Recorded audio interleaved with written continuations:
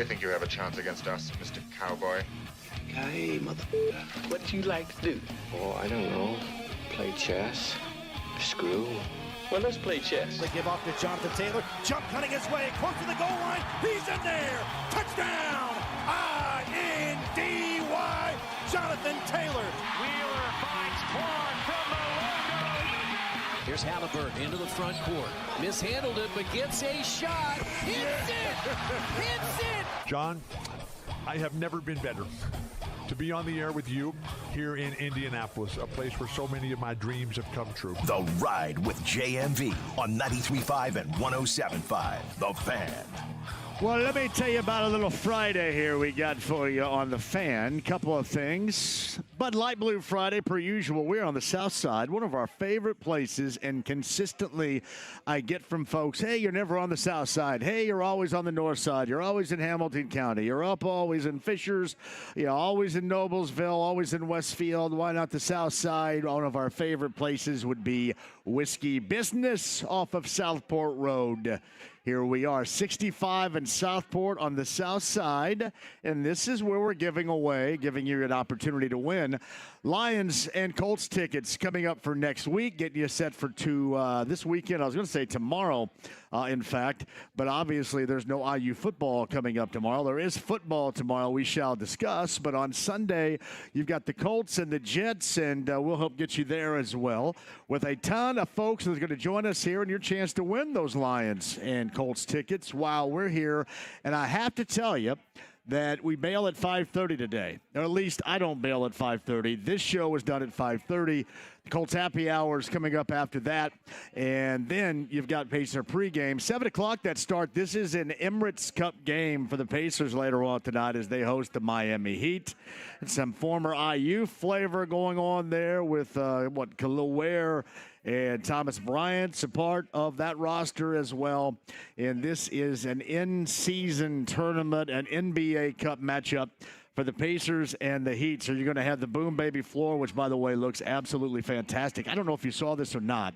I always like to at least point you in the direction of really cool things. But the Pacers have a video out on their official X handle and all their socials of Boom Baby and Slick Leonard and Nancy Leonard. It is so awesome. Absolutely awesomely put together video that I would advise you would check out. Actually, I think I sent that out via X again a little bit earlier today. So if you want to check it, by all means do. All right, home stretch we go to get set for the restart, if you will, the reboot of the Anthony Richardson era. The quarterback, the 22-year-old, coming up on Sunday. We shall discuss with the Gorman, who's going to join us coming up here in a minute. Also, as Jake alluded to what we're going to do to cover things coming up on Sunday, we start at 10 a.m. with the Colts pregame huddle on Sunday morning.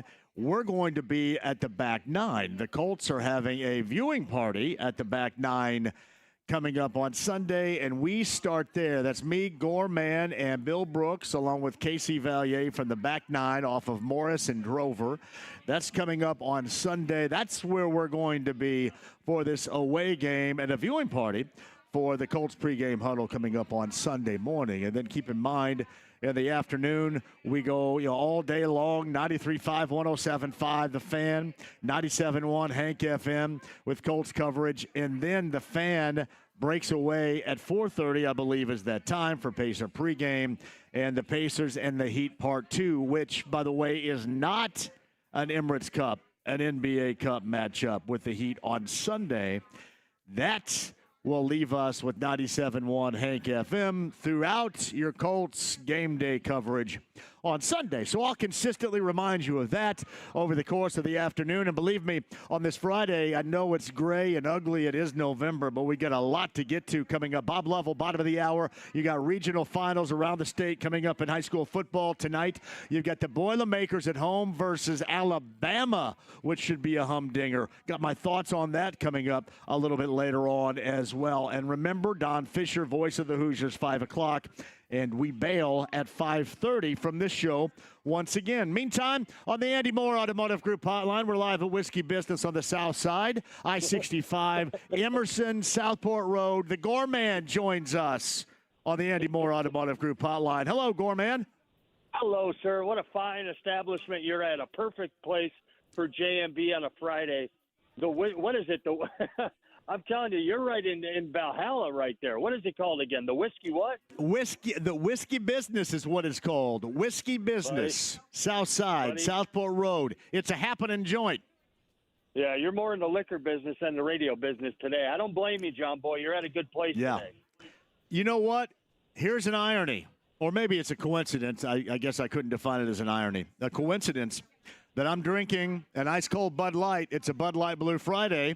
And knowing from the past your relationship, your connection with this product, I think it makes it even special, your appearance today, does it not?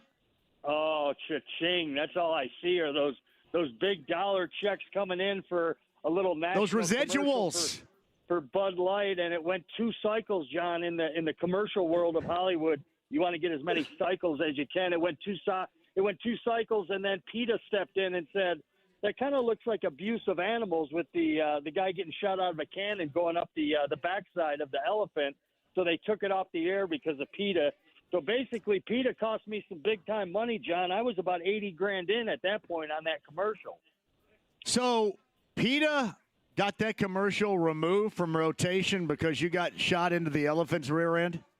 Written about in Time magazine, actually. That's a true fact. They absolutely did. They absolutely did. How about that? PETA stepped up and took some victuals off my dinner table. It was I thought that was going to have a good long run, one of those year-long runs for the Bud Light commercials that they had. You've seen all the great ones they've had through the years, but it was hot for a couple of months, John, and then PETA said, "Oh, that's not good." Yeah, so I could kind of understand if they get upset if you were actually getting shot out of a cannon up an elephant's ass, but that they know that really didn't occur, right? That was all make believe.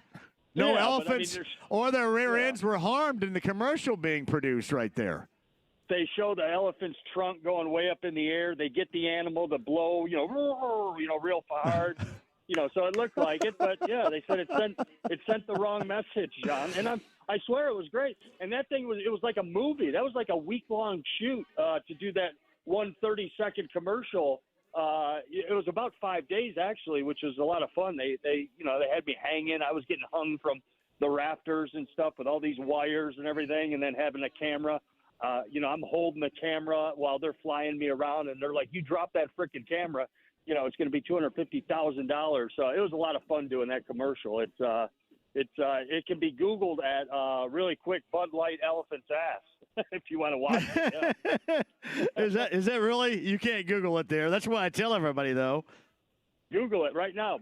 Bud Light elephant's ass. You'll see me come up. I say this all the time. You go back to the year 2000, and I was trying to think who was winning these Academy Awards. Was that American Beauty that year? Did Kevin Spacey win an award that year in the year 2000? Yeah, my guy. Yeah, that's my guy right there. But I do love that movie a great deal. But I always thought, man, American Beauty, Cider House Rules.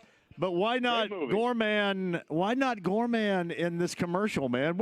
I know it's TV-wise, so that would be an Emmy. You would win an Emmy and not an Oscar. But I thought yours was an Oscar-worthy performance. It was pretty damn good, man. And listen, I eat steak 5 times a week just to spite PETA because I'm still bitter about that from the 90s or from the early 2000s. Absolutely. You sold that when you had me believing that you were shot out of a cannon into an elephant's ass.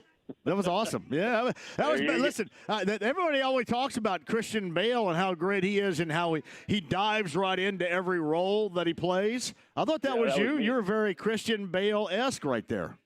I'll tell you why I got if you really want to hear about the E-True Hollywood story, I'm going to tell you exactly why I got the gig. It was an audition. Okay. Your commercial agent calls you and said, "Hey, Bud Light's looking for somebody to get shot out of a cannon." So I'm like, okay, I can see what they wear when, I've seen enough people shot out of their cannon. And sometimes when you're playing a guy at the doctor's office or a guy selling fruit on the corner of the street, you kind of dress up like the character. Well, people were really trying to dress up like a guy getting shot out of the cannon. And I had, for some reason, a head-to-toe leotard thing that I took from the Black Crowes tour that was in the wardrobe thing, and it was I would play gags with it, go into restaurants and stuff, and it looked like I was a speed skater. You know what they wear? That was one pieces with the hood. So yeah. I just wore that. I just walked into the audition in that thing. You know, my whole front office, my dice are showing and everything.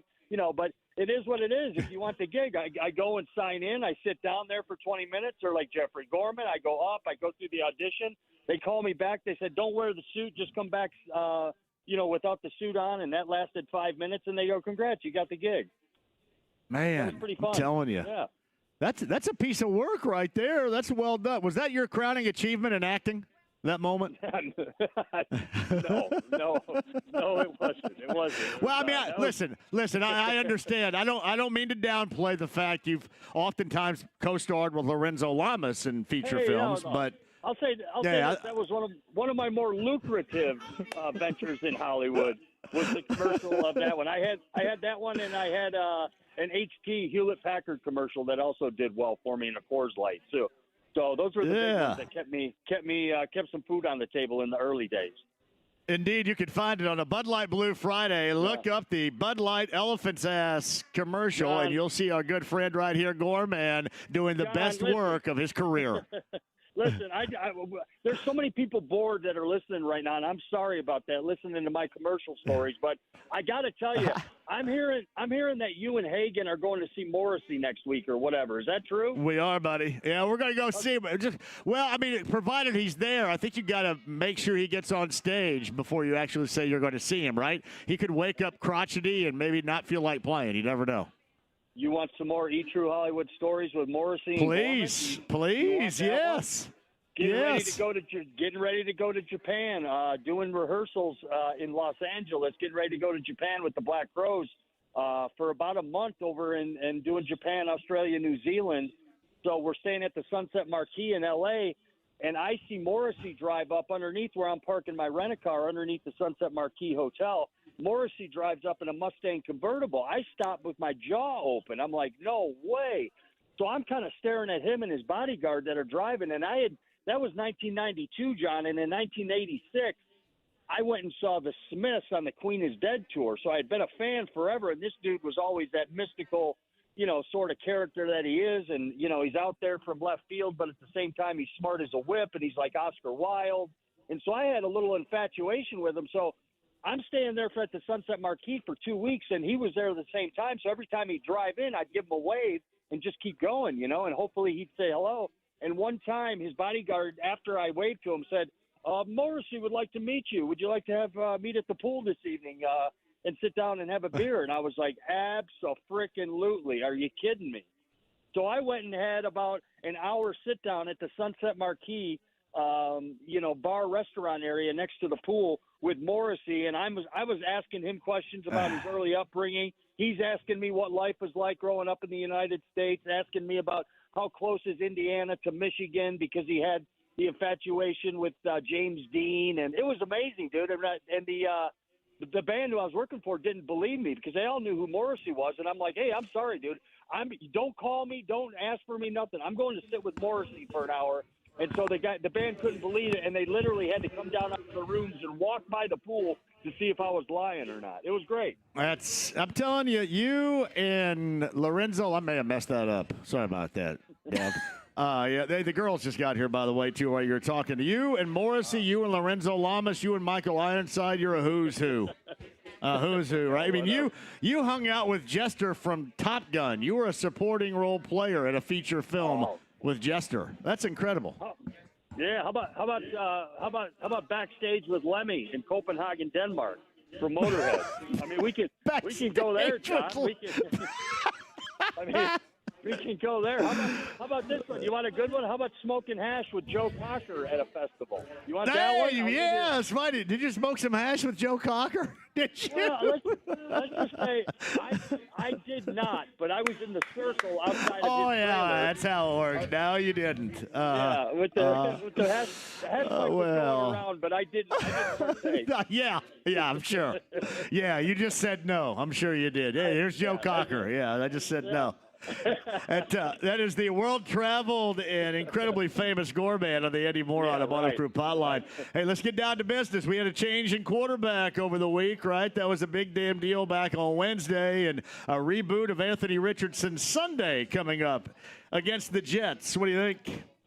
I love it. Good reset for the kid. Got to get a little more focus on, the urgency of the position that he plays and at the level he plays and at the, the demand of greatness from that position and everything. And that sounded like he needed a reset for a couple of weeks, and he got it. And, some of his teammates spoken up about, taking accountability and stuff in the locker room without naming names, but everybody got the message, and I know it was a good, clean week of practices, one of the best weeks they've had, John, of practices led by number 5. So, hey, I'm looking forward to this, as you call it, part 2, but I think after a 2-week reset like this, and the last time he played, don't forget, he had the tap out. So, people are going to be looking at this young man under a microscope this week. But I love it. And, boy, oh, boy, he's got a best friend behind him, John, in number 28. And I'm telling you what, against this Jets, if they're going to want to win this game, the Colts, then you better ride 28 to the promised land. And that means 28 and 27 and 31. They're talented running backs, but I think the less you put on Anthony's plate this week, I know the talented receivers are out there. Pittman's back for the Colts as well. But the less we put on his plate and the more we put on, the running back room, and especially with Jonathan Taylor, let's get upwards of 35 carries against these guys. Let's grind them. I know they're big and talented up front, but, hey, we're just going to have to ride the big train that we got. All I'm saying about this week, John, is don't overload the young man. Just let him do what he does, and he's going to shine. He's going to have his Superman moment where he's making a good long pass at the right situation. But, hey, let's get him comfortable in the pocket, and when it's time to run, be smart with it. Main thing, John, is don't turn the ball over on the road. You know that. No doubt. Gorman with us, 10 a.m. coming up live at the back 9 for the Colts pregame huddle. This Sunday should be a good time. Michael Pittman Jr. going to be back coming up on Sunday, too, it appears, correct? Yeah, that's true. Bernie Ryman's going to be out on the left side, so that's the one thing. When I talk about riding the big horse in Jonathan Taylor, John, you need help up front. Well, we're talking about Tanner Bortolini starting at center.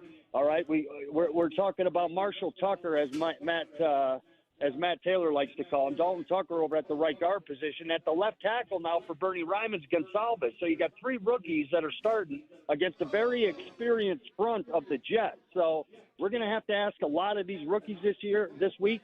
And I think the Colts coaching staff is going to do what they have to do. And like I said, that is pound the football, John. Pound the football with the running back room. Get Tyler Goodson out. Get him some space as well. But I really do I hope to gosh that the game plan this week for the Colts is something like that 28 to 30 rushes for Jonathan Taylor. John, we talked about it last week. Ride him 6 plays in a row, even for the longest gain of 4 yards in that 6 plays. But that 7th play, my gosh, he's going to bust one. We saw it last week for 50-plus. Yeah, I'm thinking about this, too. I know the Jets last week didn't put up a touchdown. They looked awful in getting a beatdown from the Arizona Cardinals.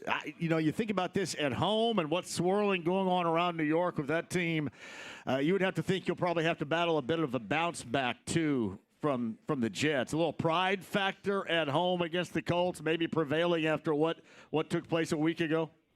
John, they're a laughingstock in the NFL right now. Aaron Rodgers, Mr. NFL, a laughingstock right now. These guys are so talented on both sides of the ball and have not done anything. Plus, they've gotten worse since they fired their coach.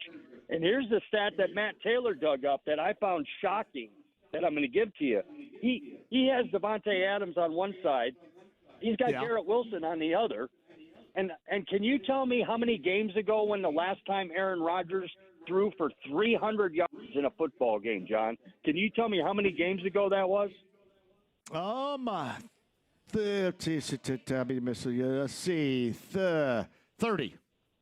Wow, I didn't think you'd be that close. That was 33 games. Hey. 30? Yeah. Not bad. Well, he missed all of last year, right? So we're counting that? No, we're not accounting that. I'm talking about going back to the 20. No, so I'm talking about 33 games back that he has not played minus injury. So I'm just saying the total is huge, John. It's a big number for an Aaron Rodgers that's like he's got nothing but talent around him right now. It's a scary thought, especially against a young defensive backfield like we have. We need Kenny Moore. We need everything that we can get from the linebackers, and of course Sammy Womack and Jalen Jones are going to be tested. So that's another scary thought. You said it best. You know, these guys are waiting to break out and stop being a laughing stock, and all of a sudden the Colts are coming to town, and our season's on the line as well. Here, John, you got to admit this one. If they're going to make a playoff run, the Colts, you got to win 5 of 7 to be in the discussion. Yeah. You got to be 6 of 7 to really, really give yourself a concrete place in the tournament. So if you're dropping the first one of this 7-game stretch to the Jets, man, your season's been defined by this. You know, you and I joke about it on Sundays, but an absolute must-win for the Colts on Sunday. So the Gorman's going to be with me back 10 a.m. Remember, that's a Colts viewing party. Normally what we do in studio, but for this road game, the back 9, that's Morris and Drover coming up on Sunday morning. We will be there. Casey Valier, Bill Brooks, and the Gorman right here as a part of the Colts pregame huddle. Hey, by the way, the girls are here right now. Gorman, do you know Gina Glaros and Lindsay Monroe? Do you know them? Gina, yeah, I know Gina and Lindsay both belong to my tennis club over on the west side, so we play doubles a lot. You do? That's right. Do you really? No. No, I've never met them before, but they sound like great friends. Okay. I'm glad you got some friends around you, John. I do have a couple of friends. I feel For good. a second there, I was like, wait. She was like, did I have some membership I forgot to cancel? It's nice to meet you. Glaros plays hockey. I had somebody come out last night and wants to see Glaros get on skates. Oh, boy. Yeah. I've skated recently, but it's been about 15 years or so. She played since hockey, Gorman. Laced nice. up the old, all the pads and everything and played hockey. Excellent. And let me ask you, be honest, do you guys ever, in women's hockey, do you ever want to drop the gloves after just getting, tattered by an opponent for 60 minutes? You know what? I never played women's hockey. I was always on the boys' team. But again, I was like, this was like high school. I mean, we're talking like 20 years ago. So the answer is yes, she did get into fights. 20 years ago. It was always kind of fun watching fights. That is good. She has all of her teeth. I do. That's a good start. Mouth guard is key. She got out of it in time, I think. So before they all started getting big and really started checking her against the boards and stuff right there. Exactly. All right. 10 a.m. Gorman, me and you and Bill and Casey at the back 9 on Sunday, from what I hear, correct? All right. Yeah, John, that's right in your wheelhouse. You'll be liquored up before 11 o'clock on Sunday, so it'll be a fun time, everybody. I've been with them on many a Sunday in the morning. I watch him go, so he'll be juiced up at back 9. Maybe we'll get a little wager going, you and I, with a couple of golf swings. What do you say? We'll absolutely do that. Plus, I want to remind people it is Bud Light Elephant's Ass, where you can find the classic work of the Gorman in his 2000 Bud Light commercial. Hey, don't forget we got Jack Doyle showing up too, Colts fans. So that's at the back. Oh, Jack Doyle's coming. Awesome. Nice. Yeah. Well done. So All right, buddy. I appreciate you, Gorman. See you on Sunday. See you, pal. Bye-bye. Gorman's on the Andy Moore Automotive Group hotline. You just showed me that video. You like that video? I know, worth a watch. Yeah, that's funny. And I didn't know this until he just told me that it ran for 2 years, 2000, 2001, and then PETA got it yanked because of the elephant. And I guess they thought he really got shot like a dart out of a cannon into an elephant's ass right there. So yes, my gosh, PETA got it yanked, and he gets residuals from stuff like that. So that stopped.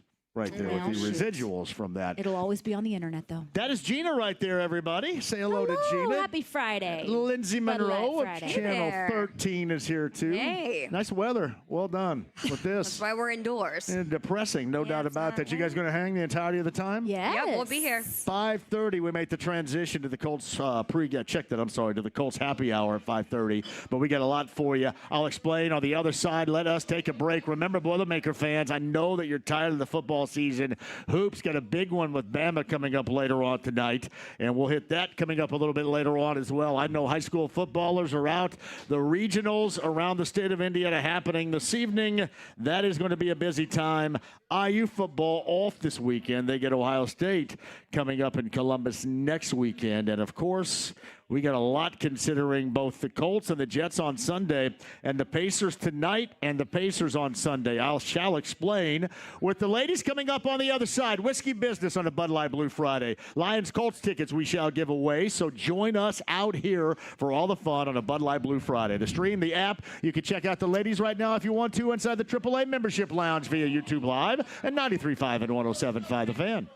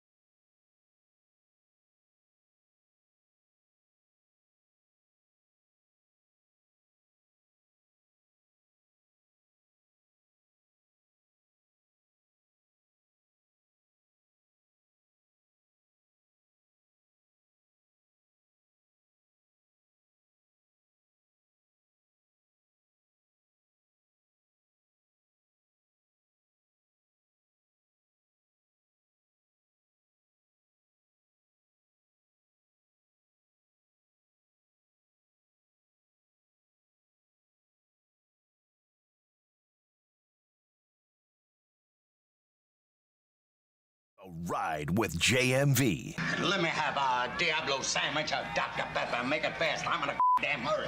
93.5 and 107.5. The Fan. Whiskey Business, Southport Road, 65, Bud Light Blue Friday. We'd love to see you here. I know everybody's running around tonight because you've got the Pacers and the Heat, the NBA Cup. Emirates Cup starts tonight. Should be a good time with the Boom Baby floor, which looks absolutely awesome.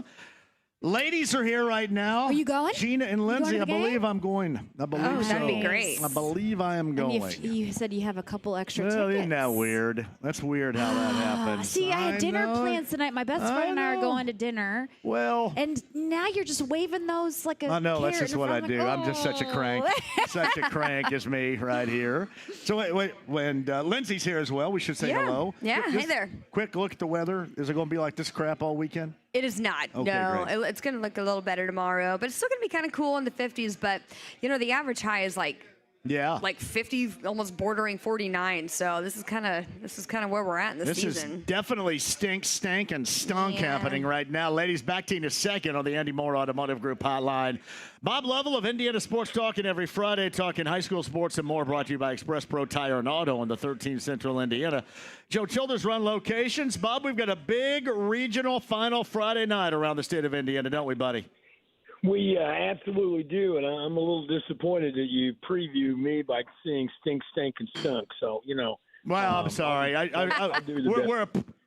We're approaching the holiday season, and I thought I would drop in a little Susian knowledge on everybody right there. There you go. That's all right. And we have some. If you're still playing at this stage of the season, John, you're a good football team. And so there are championship caliber games going on all over the state tonight.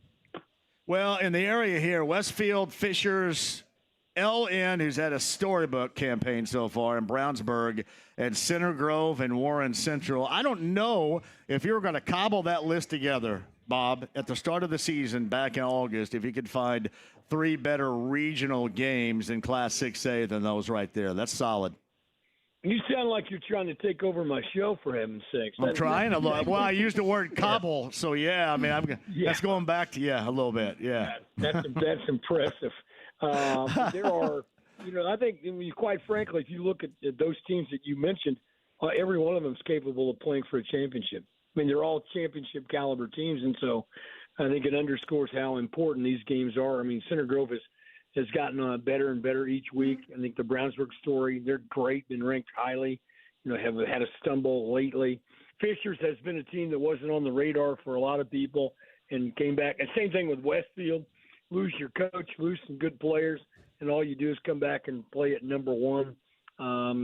So, Lawrence North, as you talked about, a tremendous story. Everyone understands it. So look around. They're great games, and if you're lucky enough to go there, I think you won't be disappointed.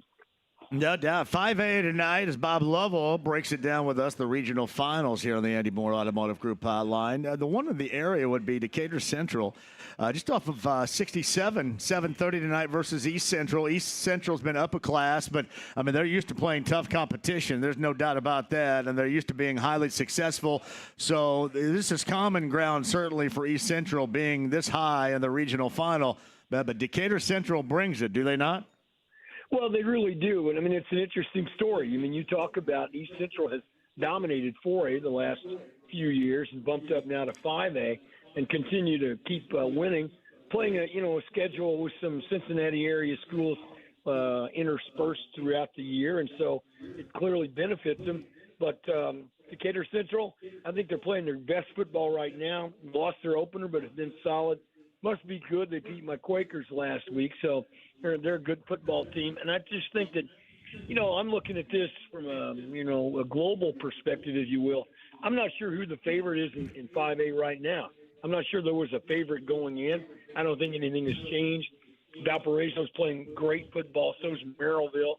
So one of those will go down. The intriguing story is Castle down in the Evansville area playing well. And then Lafayette Jeff spreads you out, throws it around, and that's going to be the interesting game of the night, Lafayette Jeff and Warsaw, because Warsaw is the team that may not pass the ball the entire game. And Lafayette Jeff is going to spread you out from the opening kick. Yeah, no doubt about that. I should mention this, too, in 4A. I'm sure those at New Pal and in and around Chittard and the grads of Chittard, the alumni, probably mad I haven't brought them up already, but that's a humdinger tonight at 7 o'clock. There may be more vehicles in and around Chittard than there's possibilities for them to park right there. I don't know what they're going to do. That may be as good a game as there is in the entire state, John. I mean, it really is. New Pal has been dominant for years, it seems. They have another team. Everyone knows the history of Chittard, won more championships than anybody else. And so what's not to like about that? It's just one of those things where, New Pal, big and strong. Chittard's going to have to figure out ways to generate some offense against a big, strong New Pal team. So Bob Lovell of Indiana Sports Talk, 3A Tri-West, carrying the flag here in Central Indiana on the road at Batesville. Lutheran Lapel, that's a two-way matchup coming up later on tonight. Down in my neck of the woods originally, Brownstown Central and Lytton should be a good one too. And Sheridan and South Putt from over in Putnam County. And by the way, Bob, bring up the Monon Bell. These are two quality, incredibly strong teams playing football in one of the best rivalry games ever coming up tomorrow. 130th time they've played. It's always a tremendous game. These are kids who have played in Indiana a large number of played here, and we talked about them, on the weekends for a number of years. And you have conference championship on the line. DePaul is undefeated coming in. Wabash has one conference loss, but it's a conference. They have one loss that it's out of conference. So you win the conference, you go to the NCAA national tournament, and you win the Monon Bell. So as if you don't have enough intrigue by playing for the 130th time, there's an awful lot in terms of postseason on the line for this game tomorrow. And I'm going to bring up the Boilermakers just because nobody ever wants to talk about their football program, but the basketball squad tonight, no Zach Edey. They get Alabama. That is a absolute top-notch matchup. And, Bob, what's so weird to watch, and it's going to take a while to get used to, is guards, or anybody for that matter, off the bounce, getting to the rim against Purdue whenever they want. I've been so conditioned never to see that happen, and now to see it. Like, I'll watch Yale and Purdue on Monday night, and it looks so out of place. It's going to take a minute to get used to that. It will, John. I think it's going to take – and clearly, the players going to take a little bit of time to adjust to it, too. That's a big adjustment. You could maybe take a chance or somebody kind of overplay them a little bit, knowing that if you got beat, you had big-time help behind you. So you don't have that now. You have a more balanced approach, more traditional approach, I suppose. But, this is a great test early on. I think everybody understands it for the Boilers taking on an Alabama team that right now is as good as anybody in the country. So Bob Lovell of Indiana Sports Talk, brought every Friday to you by Express Pro Tire and Auto and the 13, Central Indiana. Joe Childers, run locations. Bob, it sounds like you're trying to get over a little bit of something right there. As they say, you ain't got time to be sick, brother. Come on now. Let's go. No, you know what? I've not had a good week, my brother. I really have. Oh, man. This is as good as my voice has sounded in 5 days, just to say. Well, hang in there. Always night, it'll be a miracle. Always remember this, man. We worry about your health more than anything else. So if you need to make a call to the bullpen, make a call to the bullpen, okay? Will do, John. Seriously. Thanks. We care about you, my brother. Thank you very much. You got it. See you, Bob. Thank you. Bob Lovell of Indiana Sports Talk on the Andy Moore Automotive Group hotline right there. Brought you every Friday to you by Express Pro Tire and Auto, the 13 Central Indiana. Joe Childers run locations. That's expresspro.com for more details today. The ladies here, it is Lindsay and Gina.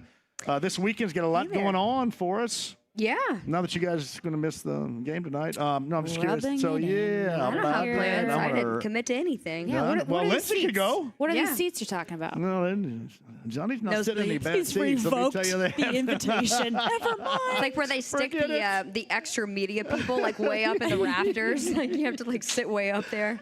Yeah, that's right. Yeah, no, I do. I want to see the floor. I love the Boom Baby floor. And and hopefully they bounce back and didn't look anything like they looked the other night on Wednesday night because it was awful. So that was terrible in Orlando. It was. Yeah, and so it's like the in-season tournament It game. is. Why did they change the name of it? Because is it the same? Is it just sponsored yeah, I think now? it was always the NBA Cup, but now it's got title sponsorship from Emirates. Makes sense. So that's what it is now. Getting more money out of that. Money, Still money. Vegas? Like if they make Money it, will they go talks. back to Vegas? Is that where the Their pool play. There are is? four teams in their pool, which I think would include the Bucks, the Pistons, and the Raptors. Oh, those two teams are terrible. No, would it be the Heat? Anyway, I think the Heat's also in there too. But that is a part of their pool play, I think, tonight against the Heat. Now they play the Heat again at Gainbridge Fieldhouse on Sunday, but that is not an NBA Cup. Oh, game. it's not. No, Okay. it's just regular Sunday type of game. How we doing? I didn't ask. I feel bad about that. That's so rude of me not to ask. Yeah, you're so rude. I'm so rude. You have seen nothing yet. Let me tell you, nothing Doing yet. well. How are you doing? I have no Linz? complaints. Yeah, you were off. This is your weekend. Nice. Yeah, sorry we had to miss last night. It seems like you had quite the It was lineup. a good time last night. the district tap, So yeah. you guys missed We Dan Moyer. missed Dan Moyer. I told Dan Moyer that you wanted to get We a want to be little- on the catalog, Yeah, the Christmas catalog. You may be a little bit too late for the I Christmas think catalog so. by now. Maybe so, next yeah, year. Maybe Now your Valentine's Day, you're pushing yeah, exactly. Something like that. What intrigues you about the weekend, Lindsay? We'll start with you sports-wise. What do you got? Give me some intrigue. I'm just very glad that IU football has the bye week right now, so the team can get rested up and get prepped for next week. So what I'm looking forward to the most is this in-season tournament game with the Pacers tonight. I'm really excited about that. And then obviously on Sunday, I think for everyone outside of Indianapolis and New York, it's probably going to be a snoozer. But I'm just very excited to see Anthony Richardson back in action. He's actually got something to prove this time. Yeah. And I think, this first game back, there's like a lot riding on the performance on Sunday. So I'm excited to watch Gina, what about you? No, I agree. I mean, we mentioned the word reset for Anthony Richardson, and hopefully it was a couple of weeks of him, living and learning, and we'll see what happens on Sunday. That's all eyes. He got on grounded. Sunday. He got grounded. He was in timeout. On a small scale. When's the last time you guys got grounded? I was a good kid. I didn't never get got grounded? One time I lied to my parents and told them that I was at my friend's house instead of my boyfriend's house that they did not approve of, and half of my bedroom was They didn't approve of packed. your boyfriend? They not sneaking out to his house. Well, they eventually started to like him, but they did not approve of him. Okay. And 10 years later, they liked him. But but I got back, and half of my room was like, because I was still a teenager when anyway, it was in my car, and my dad felt bad. That was the only time that I ever was like punished. My dad was like disappointed in me because I lied. Liar. And then I think that was the last time I lied, and he first and the last. And so then he felt bad, and he helped me unpack all the things from my car and you're moving it back to my room. Get out of my house. Lindsay, grounded? Oh my gosh, I can't even. I got grounded every week. Did you? Always grounded. week. I'm not surprised. When grades came out, I got grounded. When there were maybe some grades coming out, I got grounded for everything. So Lindsay, I bet you were a good kid. I just did too much crap. I couldn't be grounded. Right? I was never at home to begin with. It's like, they couldn't keep up. You go from cheerleading to gymnastics. I still had to do the crap, though. I just couldn't have any fun other than doing the crap. Yeah, just no fun. Yeah, that's what I was doing. All right, ladies are here. Whiskey Business, Southside. We'll take a break and come back. We got Don Fisher coming up. And remember, if you're coming out here to win those Lions Colts tickets that we have to give away here with Bud Light on a Blue Friday, we bail off the air. Now, I'm going to be on for the Colts Happy Hour, but we bail off the air for this show at 5:30 today because of the Pacers. What's up, Matt? Good to see you, my brother. Whiskey Business Southside, Southport near Emerson, I-65 exit right here. We would love to see you. The ladies, me, JMV. Stay right there. It's 93.5 and 107.5 The Fan.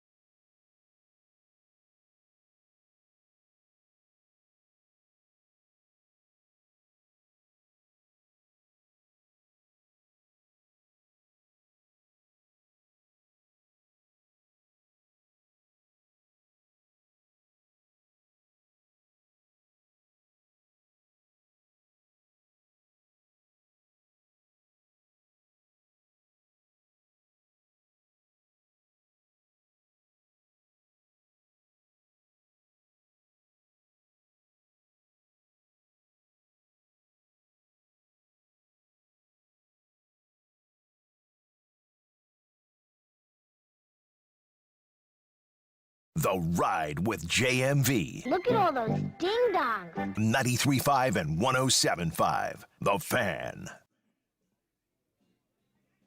Hi, welcome back to Whiskey Business. Southport and Emerson off the 65 exit Bud Light Blue Friday.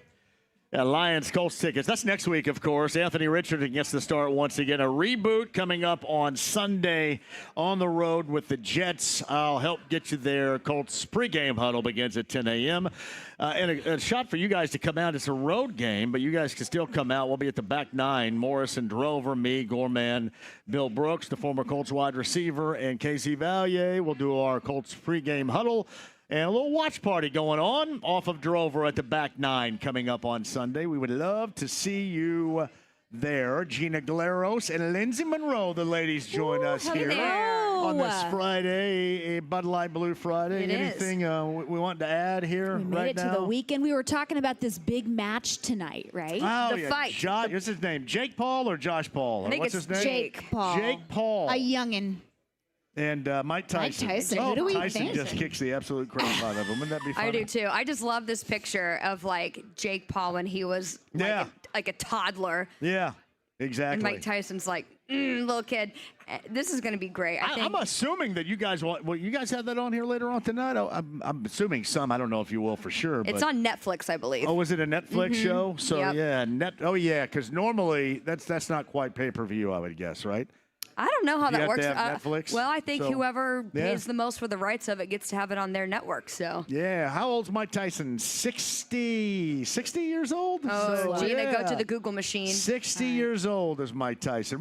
Why are we interested in this? Just out of curiosity. Looks like 58. 58 years. Oh, that was pretty good. We like fighting, or because we like I just could think- potentially be a complete train wreck? Well, I think it's just like he doesn't fight very much anymore. So he's coming out of like a retirement to come fight this kid. Who all the kids like. It's like a generational fight. It's like you got us who like the original like boxing fans. Not that I would include myself in that category, but You're a boxing fan? I like the big fights. I mean, if it's on, it is. Do you really? It's But then, entertaining, like the kids love this Jake Paul kid. Do they really? Yeah. Is he the guy that does Prime, the drink? Is that him? That's his brother. That's his brother, Logan Paul, That's the his- wrestler. Logan Paul, Okay. that's Prime. And how old is Jake Paul? I think he's 24. 27. So James, you sound like you got a little insight on this. You want to add to the Yeah. conversation really quick? Because I have no idea. If James is there, he can answer. That's If all he not, has. that's okay. No. Oh, yeah, he's on the he's phone. working it back there. He's always doing something else. Yeah, I don't know very much other than I have had Mike Tyson on the show before. He was on way back in the day, yeah. And obviously going back well before you guys, he had a lot of issues in this market once upon a time, if you remember. You don't say. Yes, a lot of issues. But he came in town. He had some barnstorming tour going back maybe 6 or 7 plus years ago. And I interviewed him in the Deluxe, which is the bottom of the Miral Old National Center. over there. I went over to the Old National Center inside Deluxe and interviewed him for a little bit. He is all right. So, I mean, he's what was his, was he, I mean. Oh, hell, he was talking to, he talked about, this was probably maybe a handful of years after he was in The Hangover and had that part with Phil Collins and Andy his tonight. surge of punching famousness. Galifianakis right there. And I was talking about that. And this seems like a fairly adequate payday that normally he wouldn't have the opportunity to get, that he probably should take advantage of. So that's it, right? That's how I feel like tonight. That's what tonight is. It's a right? payday, Just like keep his name relevant. Like the kids are gonna love it. The viewing public loves themselves a hell of a train wreck, don't they? Yes, I mean, we do. not literally, but figuratively love themselves a train wreck. Well, and that's I'm why we assuming watch like trash that's what it's TV. gonna be. Yeah. Yeah. You guys watch trash TV? Oh yeah. Do you really? This is like the male equivalent of like the Kardashians. I don't catch myself. Well, you know what? I don't catch myself watching any of that stuff. I kind of hold back from it. It's Well, I weird. don't know when you would have time. I watch a lot of Always new working. TV. You're always working, dude. I'm always working, and I'm out with Blake at an EDM concert. he's at until EDM. 1 hour. Okay, can we talk about this? We can talk about Wooly a little bit later on. So we can talk about that in the bathroom. You're so cool. Way too cool for me. Somebody called me Pops. He's sending these like videos. I'm like, where are you right now? What is this light show? Here I am. All right, they're going to join us on the other side, too. James Boyd of The Athletic has been all a part of this change up, change pace, and Anthony Richardson back as a starting quarterback. James going to join us on the other side. Don Fisher coming up as well. Whiskey Business, Southport Road, Bud Light Blue Friday. We would love to see you here. Lindsay and Gina and John on 93.5 and 107.5 The Fan.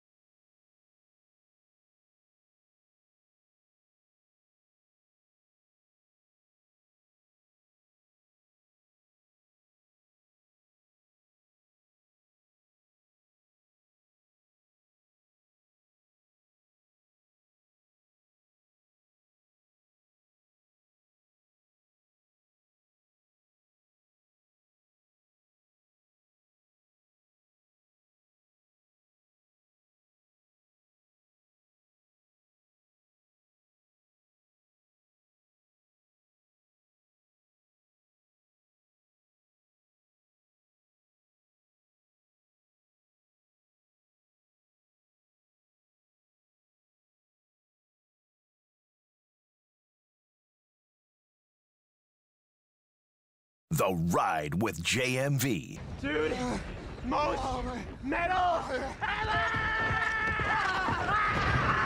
93.5 and 107.5. The Fan. That would appear to be Stranger Things right there. Wait, James, which episode of Stranger Things was that? What season? Do you know? You got that down to a science? It's the most recent season of Stranger. So season 4, I think. Ooh. When Stranger Things come back? I think next year is the last season is when it's airing. My daughter loves it. By the way, when you come to Whiskey Business, I've got a little something. My daughter's doing a fundraiser at Center Grove for the basketball team right here. I saw this. So we got a little fundraiser working right here for Lainey Lou, who's got practice at 7 a.m. tomorrow morning. Ooh. That I've got to crank it up for and take her over there and have her get to work. But, yeah, if you guys want to slide by, doing a fundraiser in which, if we get enough out of this, I am going to be put to the test in running some floor lines, or as we used to call them, gassers, or I don't know if it's proper terminology any longer to describe them as suicide. You can't call them suicides anymore. I don't think. Oh, really? I don't know. Can you not? I don't know. So yeah, I knew where you're going with that, and lines. That's a good point. I'm not sure. Floor lines. Floor lines is like not. Yeah. I mean, you have to. They're serious. Like gassers are. Running is so much a punishment. It really is. Yeah, it's a punishment. It's like, hey. I've heard your rants on this before, and I never agreed with you more on any other topic than this. Correct. Punishment. That's Lindsay Monroe. That's Gina Glaros. One of them is going to go see the Pacers tonight. The other one isn't. Hey, so wait. We were just discussing. She's like, do I bail on dinner? No, I it's too don't. close to time. You can't do that with your friend. And she's my best friend. Yeah. I thought I was your best friend. She might. Oh, you're my best friend too. Deb would bail on that. So she in a would. second. Maybe she would understand. Wait, how no. many tickets do you have again? 2 or 4? Let's ask a neutral gentleman right now to this conversation on the Andy Moore Automotive Group hotline. From the Athletic, James Boyd joins us. James, if you had the opportunity to go to a game, in this case the Pacer game, and you had a ticket, but you already had plans with a friend for dinner on that night, would you go with the friend as intended, or would you bail on the friend because you wanted to go to the game? What would you do? Ball is life. I'm going to the game. My man. Hey, and then you also get to go with me too. So keep that in mind too. Is that added? That sounds like a fine date, my friend. But in all seriousness, I got offered a ticket on Mother's Day to the Pacers game last season, and I told my mom, "You lucky I love you," because I went home to see her, and I was like watching the game like you ain't doing nothing anyway. So yes. So you said you did. Yeah. He went home to see your mama. Oh, I love it. Yeah, see? Telling you. My problem is I want to do it all. I have a serious case of FOMO. I want to do everything. My mom is always like, she's like, you have to say no sometimes. Compartmentalize over there, would you, Glaros? What you're going to do, because you're going to miss out on something. Oh, wow. It's going to be fun. Hey, James, I want to start right here. You've been all over the story regarding Anthony Richardson, the benching and now the rebooting. Can a guy be grounded and learn a lesson as apparently he has in a 2-week period? Do you think so? I don't think so, to be honest with you. I'm kicking myself because I didn't ask Shane that question earlier today. And I'm not saying that Anthony can't show improvement, he can't take priority and thinks he should be doing better. But to say that someone's fully changed in 2 weeks, no way, and definitely not at 22 years old. Yeah.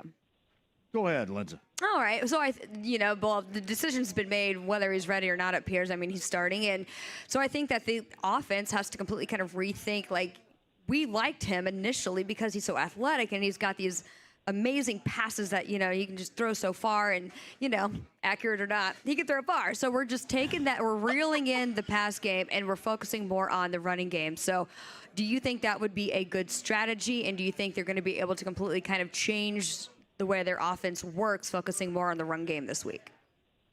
I definitely think they should focus on the run game a lot more. I just looked it up. Obviously, Anthony's completion percentage hasn't changed since he's been benched. That 44%, and then the Jets are holding teams to the third lowest completion percentage in the league, which is I think about 58%.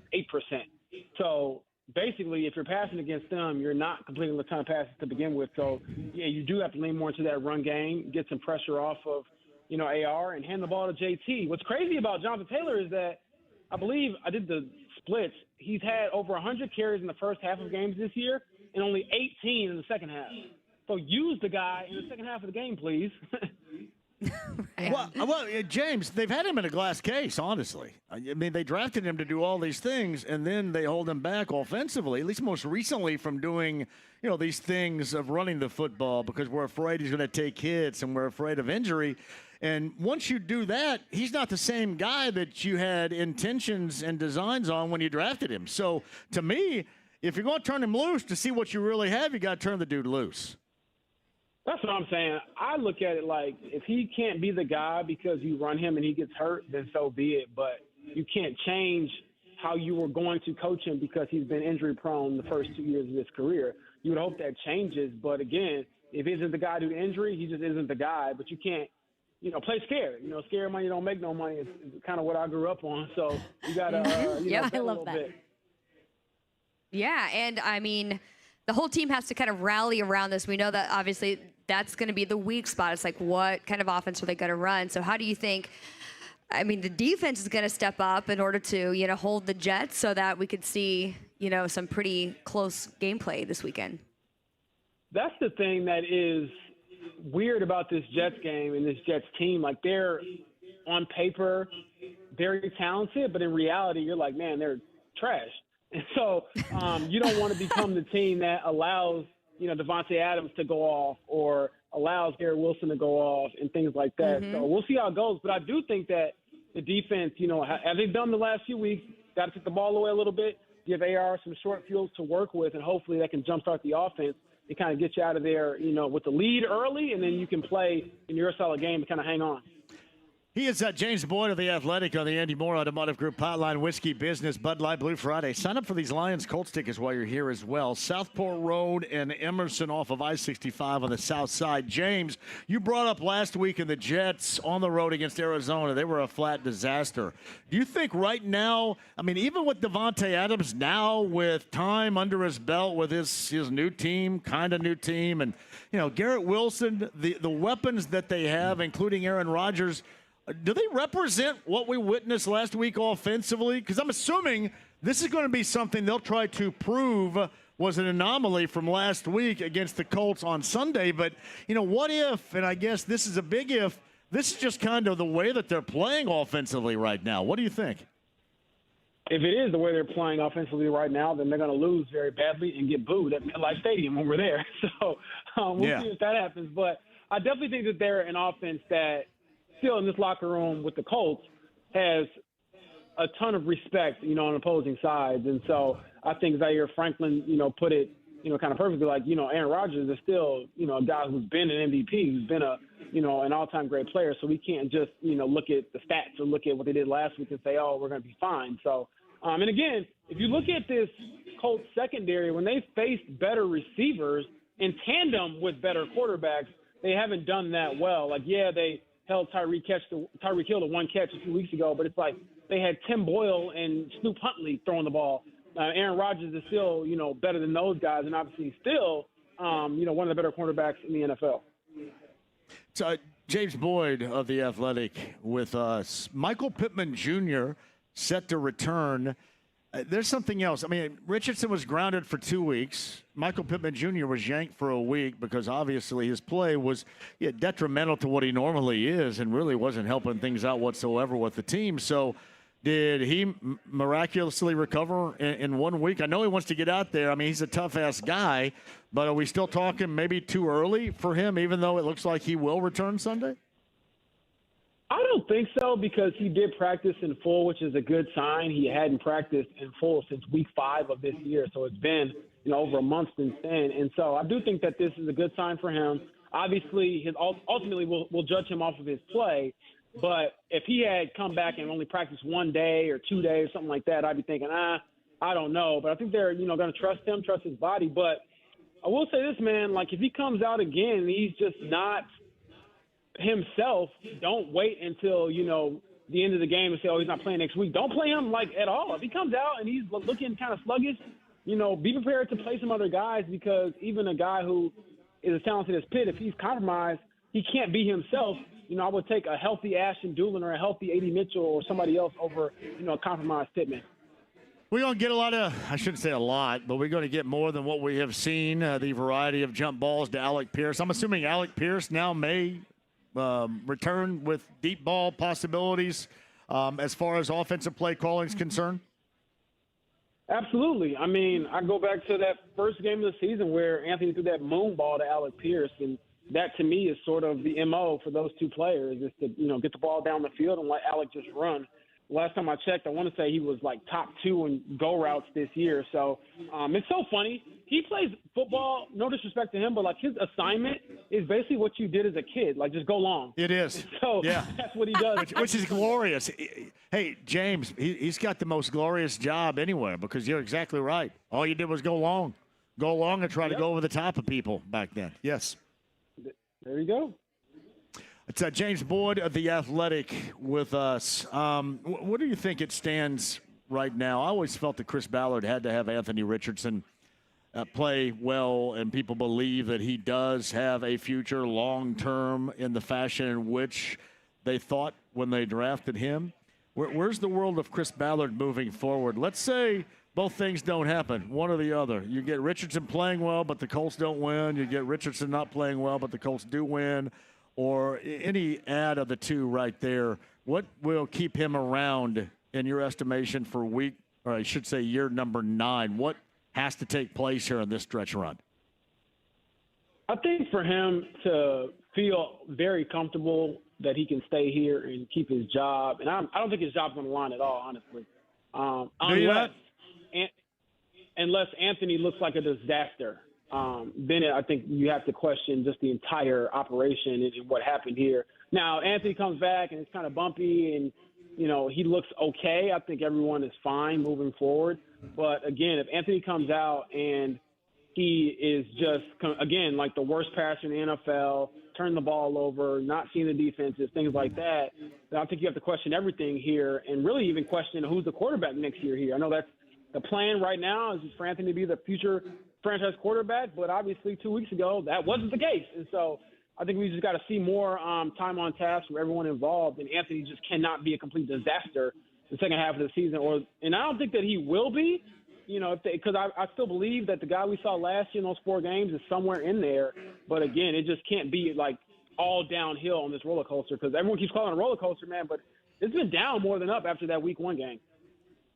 Yeah, I mean, I think the bar was set so high for him initially, and now the it has been lowered. Has it? I think so. Okay. It's like don't be a disaster. You still want Flacco to come in here. Hey, you're the Flacco call. Careful. Right but I think, can we still turn this around this season? I think, even if he plays decent next game. Playoff worthiness. Okay. Right, what's the bar to continue? What's the bar? If it's not embarrassing, how That's a great question. is it? I guess my question is, he said it's a great question. Are we too late? Are we too late this year? Thank you. I don't even know where I was going with this. But where is the bar? I mean, just don't embarrass. Just stay above embarrassing. That's basically what I think it is, seriously. I mean, you can say the bar is the playoffs or the bar is to win now, but I think a lot of those plans kind of got skewed when you lose 2 games in a row with Joe Flacco, looking as bad as he did. So, to me, it's just, 1, the bar is don't look absolutely terrible. And then 2, we talk about this changed behavior. The bar is basically showing up and doing your job and being a professional to the highest order, which wasn't the case before, from what we know now. So I think that that's also, a bar that he has to clear. And quite frankly, I don't know if it's like a very high bar. I think it is kind of a low bar when you're expecting your starting franchise quarterback to be, here early and to stay late and do all the little things. He's 22. He's got to learn. I gave him some grace in that. But at the same time, it's like, man, you're a grown man. You're getting paid a lot of money. And they, believe in you, so you have to pull your part of it too. So, the bar is not that high for me. I don't think it should be for anyone, really. Again, just don't be terrible, and we'll make sure that we. That's some inspirational stuff we're talking about right here.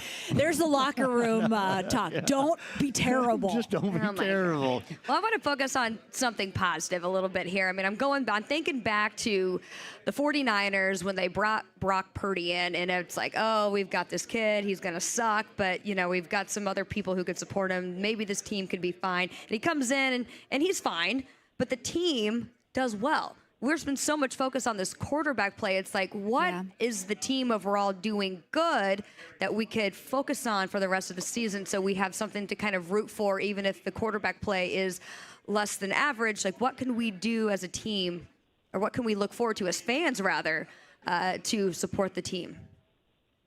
I think the defense is legit. I know a lot of fans in my Twitter mentions want to fire Gus Bradley after the first month of the season, but the last 4 games, I would say, the defense has been really good.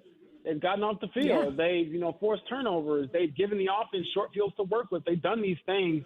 I think Gus Bradley deserves some credit for kind of dialing up some different looks, different blitzes and things like that. So if you're looking at people to root for and to be happy about, the defense is definitely, a point of emphasis and something that has been improved, marketably over the last, few weeks. And I even think that guys like Zaire Franklin, EJ Speed, they play pretty well as of late, forced some turnovers. You look at the secondary. I remember going into the season, Nick Cross, it was like, oh, my gosh, is he going to be okay? They don't want to name him a starter. And we haven't heard a peep about him, which is a good thing. It means he's not messing up. So I think the defense is definitely a positive for this team. And then also just keep an eye on JT. Like I said, use him in the second half, but that guy is still very, very, very good. And he had 100 yards, half last week. So obviously he can do some special things. Hey, one more quick thing before I cut you loose. James Boyd's with us from The Athletic. You got a rookie left tackle going to get that starting nod coming up on Sunday for the Jets. Opportunities would seem to be there for this Colts defense to take full advantage of that. Your thoughts? Yeah, I definitely think that that's going to be something to keep an eye on, because when they played Minnesota, I believe that they went into their 2 tight end set. It was like the highest percentage of plays with that since 2018 to protect him. And then when you go 2 tight ends, you're taking Josh Downs off the field, and I believe Josh Downs is their best receiver this year and a budding star. So I definitely think that, they're going to try to help Matt Gonzalez out. You would love to just put him out there on an island and say, go do your job. But in reality, I think that you're going to have to go some more 2 tight end sets, and you kind of have to give some give and take with, what that means for the rest of the guys on the field and how that kind of plays out. Hey, I want to ask you one Pacer question, since a couple of us are going to the game later on tonight here with the Pacers and the Heat, the NBA Cup. It should be awesome. Boom Baby floor looks great at Cambridge Fieldhouse tonight. That tip time's at 7 o'clock. Inconsistency abounds for the Pacers right now. Yet a year ago, you had a lot of inconsistency as well against teams you should beat, they didn't beat. This does feel, to me, even past the injuries that they have right now, a little bit different. Does it to you too? Yeah, I think the biggest thing is that Tyrese doesn't look like an all-star player right now. And his splits are actually really crazy. If you look at what he's done at home, he's been pretty good at home, but on the road it's been rough. And then just overall, 16 points and 8 assists a game is not going to cut it for the caliber of player we know him to be, and also the contract that he's, on now. So I think he has to bring it, and I know the injuries are a part of it too. But when you look at the leap that Benedict Mathurin has made, it's like, well, we need our top dog, our best player supposedly, to be that player, to be dynamic, and to be special. And I think that Tyrese can be those things. We've seen it. But, yeah, the biggest difference between last year and this year is that last year, around this time, I was saying he was the best point guard in the NBA. Not named Steph Curry. And in this year, I don't think you can say that, with a straight face. Hey, James, last year at this time, this is when he began to make his stamp of who he is and who he became, right? I mean, all-star now going into the play-in, and then, the all-star, we kind of forgot about that a little bit once that injury occurred, and he wasn't the same after that, even into the postseason. But, yeah, I would agree. He was head and shoulders above most nights anybody he played against. And I think this is a drastic change in form for him. And it gets me to thinking, is there something else going on? Is there a nagging injury that he's dealing with? I know he's got some bang-ups here, some dings. Is it that? Is it something else? Why the back pedal to this degree? I'm not sure. I know he's been wearing like a little back brace on the bench during some games and things like that. And obviously, he probably didn't have enough or not as much time off as possible that he normally would have, considering he played with Team USA and went overseas and did a bunch of traveling this summer with, high-level basketball. So I don't know. And that's the thing about athletes, man. You see something different, and then you got to wait basically until the season's over for them to finally say something truthful about, their health status and things like that. I think to kind of bring it back to the Colts a little bit, you ask DeForest Buckner what he's dealing with, and he'll tell you, I'm fine. And then at the end of the year, off the record, he tells you like 6 different things he played through. And you're like, oh, okay. So maybe that's against Tyrese, maybe it's not. But either way, if you're not going to make any excuses, as my dad says, you either hurt or you're injured. If you're hurt and you're out there, nobody cares, man. You got to produce. James, always a pleasure, man. Great work out of you, per usual. Enjoy the sports weekend, and we'll do it again very soon. Thank you, buddy. Yeah, man, you had to ask me when you got extra tickets, because I'm turning down everybody to go to the game. Hey, I'm going to tell you what. You're so good to the show and so good to our station. The next time that I have them, you and I will go hang, okay? And we'll leave Gina out of it again. Thank you. He's got to come do the live show, though, in person. Yeah, you come do a live show with us. There you go. And we'll get you all lubed up, and then you go. Yeah. All right, man. Appreciate you, James. Have a good one. That's okay. She has plans anyway. That's okay. I'll lose the tickets to you any day. Thanks, James. James Boyd of The Athletic on the Andy Moore Automotive Group hotline. We have to hit a break. So you're going? Yeah, Lindsay Monroe's I'm going in. tonight. Yep. Where's Josh sitting, by the way? Way worse seats than we have. That's for sure. Actually, I don't know. He got his tickets from his boss, so they're probably pretty good. I don't know. You I'll think have so? to ask. You'll have to ask what Well, you section. can ask him right there. I love winning. That's Lindsay Monroe and Gina Galeros. I'm John, and we're at Whiskey Business on the South Side. Bud Light Blue Friday. We would love to see you. Get out of work and join us for your chance at Lions Colts tickets. And let us take a break. We'll come back, do some calls at 239-1070, and more fun for you. AAA Membership Lounge via YouTube Live, 93.5 and 107.5 The Fan.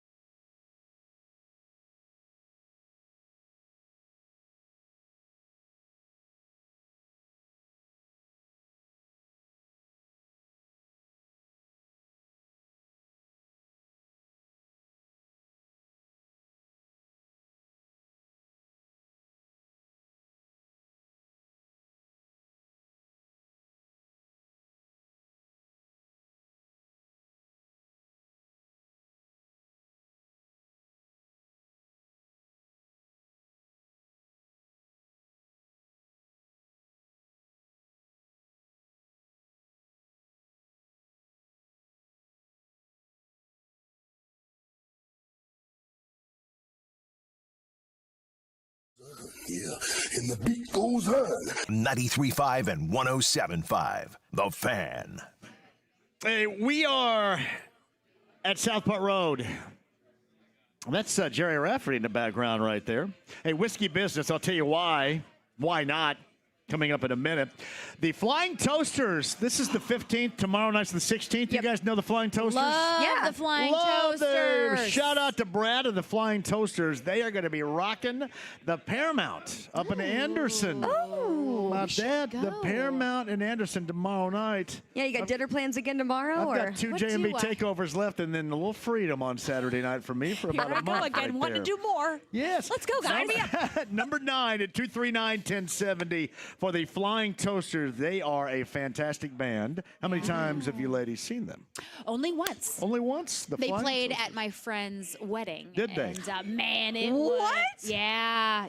How rich is your friend? The Flying Toasters It are was pretty like, awesome. Yeah. I mean, like, talk about make or break. A party. It was awesome. They played all night, like bangers. I love it, and they're going to be at the Paramount. That, by the way, is an awesome place up in Anderson, which coming up also has some yacht rock flavor. If you guys remember Ambrosia, I think Ambrosia is going to play there along with John Ford Coley, who used to be with England Dan before he died. So they have yacht rock tunes as well, and I believe Peter Beckett, a player, Baby Come Back fame, also going to be a part of that later on at the Paramount. But this weekend, it's our friend Brad and the Flying Toasters, number 9 at 239-1070. Is the number to call to win those tickets. Gina Glaros and Lindsay Monroe joining us at the Whiskey Business location on Southport Road. How we doing? Yeah. Doing well. Great. You guys are doing even better. You got these Pacers. I know it. Pacers tickets. We do? Yeah. Rubbing it in now. Where are you going to? Where? I am going Saviors? to dinner. Saviors. Savor. Saviors. It's Savor. Oh, Savor. Downtown. Okay, Carmel. Savor. My friend and I are going to dinner. We have dinner once a month or so. No, do you? So that's what we're doing. It's a bad date. Think of me next time you got some tickets. Yes. JMV, Gina asked me an interesting question in Did break. she She now? said, what is the sporting event that you like attending the most, whether it's college or professional? Hoop. I love hoops. Love hoops. And I love going to Pacer games, and I love sitting where I sit with these tickets because I love watching. These guys are so huge and so incredibly athletic. And I like to watch how they work and how they move more than I do kind of anything else. So I don't really say much when I go. I just kind of watch.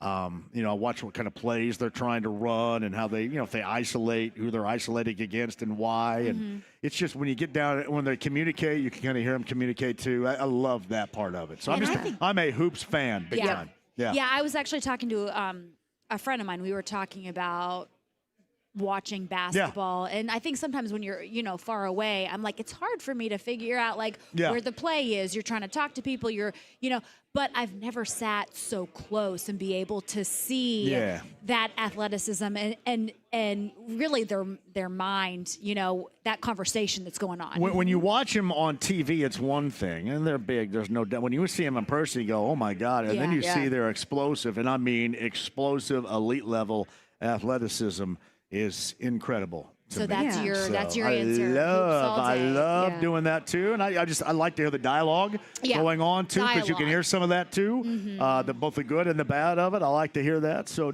that's why I love going to the games. Otherwise, I will say this: I would rather if I'm going to, let's say for example, if I came on tomorrow and I had to talk about this game hardcore, I'd rather be watching it at home because I'll learn more from watching Chris and Quinn and JJ and Eddie, for example, on TV, explain it, and there may be some things that I miss that somebody will bring up on the show the next day that I was at the game and I kind of missed that, and you don't want to be, I don't want to watch it twice, right? That's the issue I have with the Colts games is I go and I'm in the press box and I can't hear a damn thing anyway, and I can't hear, nor can I see very much up there, and then I have to go home and watch a lot of those portions again because I miss so much, and you miss what's being talked about. So, I mean, again, it's my job status kind of creates me needing to watch it again, and I need to see the TV version of it. What you can do is just get one of those radio headsets like you do with the Indy 500, so you can tap into the teams talking and the chatter. You can I can listen to Mark Boyle. I mean, or for example, in this case, I can listen to Matt Taylor at the games too, and Rick Venturi. I just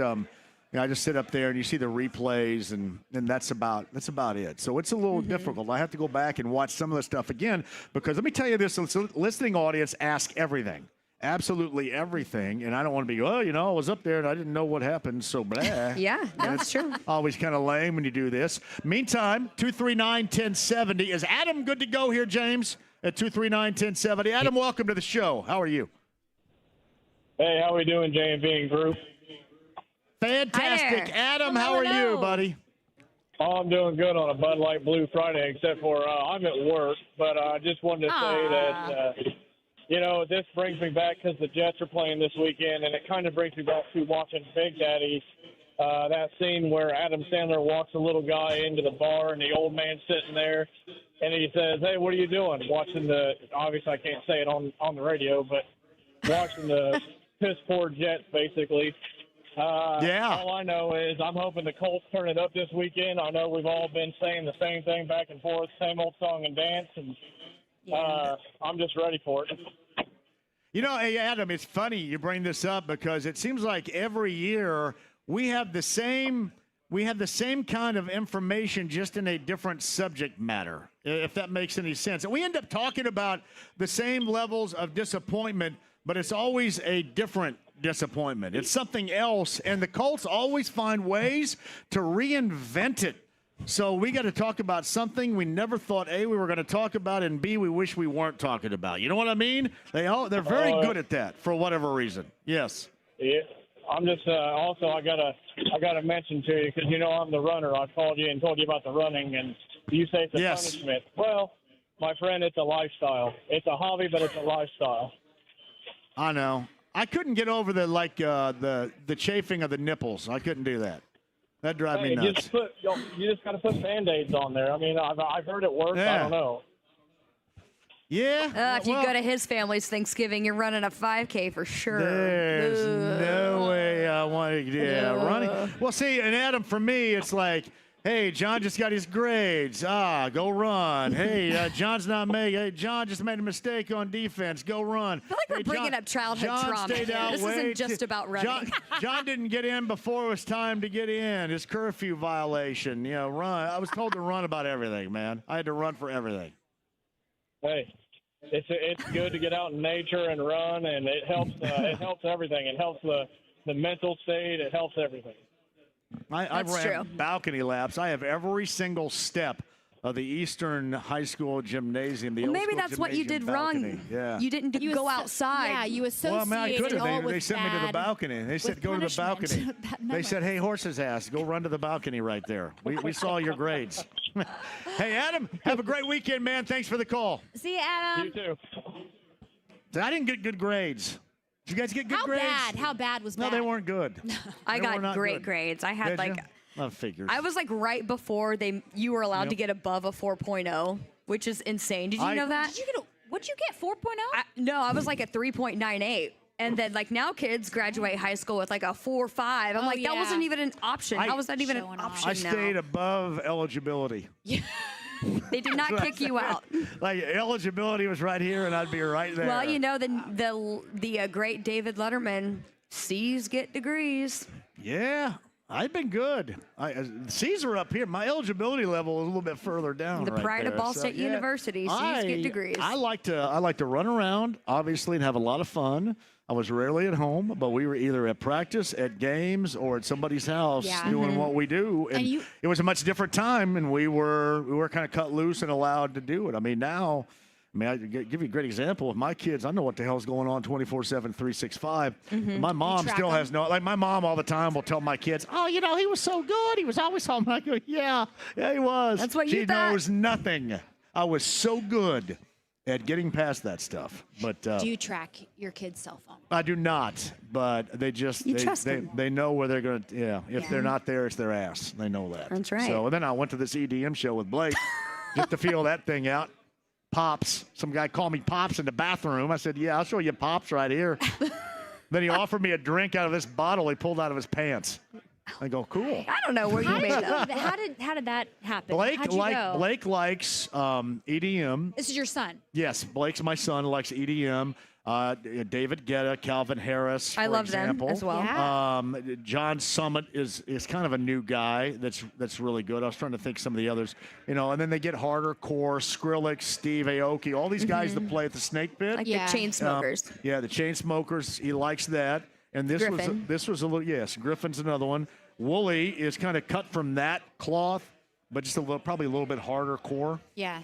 So there were a bunch. Wooly was out there. He was the headliner. And then there was a group out of Chicago called Levity, and that's a 3-person group that played. And there was just a bunch of them.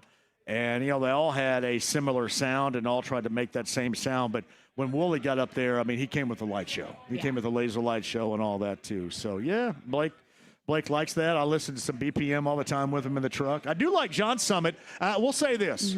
I like when Calvin Harris would bring in like Florence from Florence and the Machine to sing that song "Sweet Nothing." That's why I like EDM that has lyrics and a singer to it. Like the Chainsmokers brought in what's his name, Chris Martin of Coldplay, and did that. So I do like that stuff. But it was fun. It was good. Everybody there was really cool. They offered me a lot.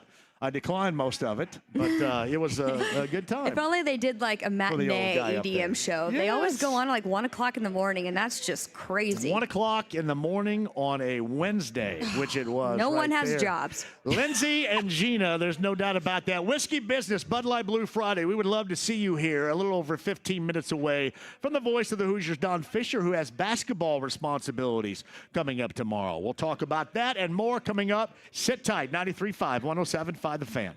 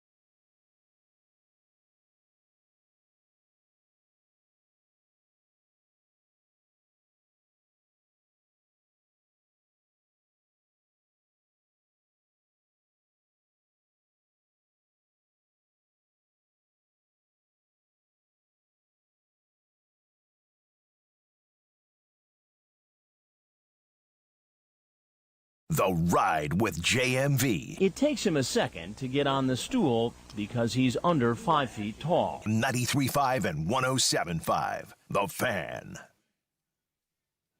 Yeah, Josh Paul and Mike Tyson later on tonight on Netflix. We're going to watch that. You guys are going to, well, no, you're going to the game tonight. Ooh, Are you going to watch it? She's not going to the game. So I'm not going to the game. Thank you for the 50th reminder. But guess what? I'm going to go have dinner with my friend in downtown Carmel. At and then she's going to watch boxing. Savor, not You should be having dinner here. This is where the party is. We're right going to here. have an appetizer. We're going to have going to appetizers here. Saviors. A savor. Nobody's going to Saviors. And then we're going to have an appetizer here. And then I'm going to watch the fight tonight. And I'm going to send you pictures of that. Yes, that sounds exciting. Give you FOMO. I did.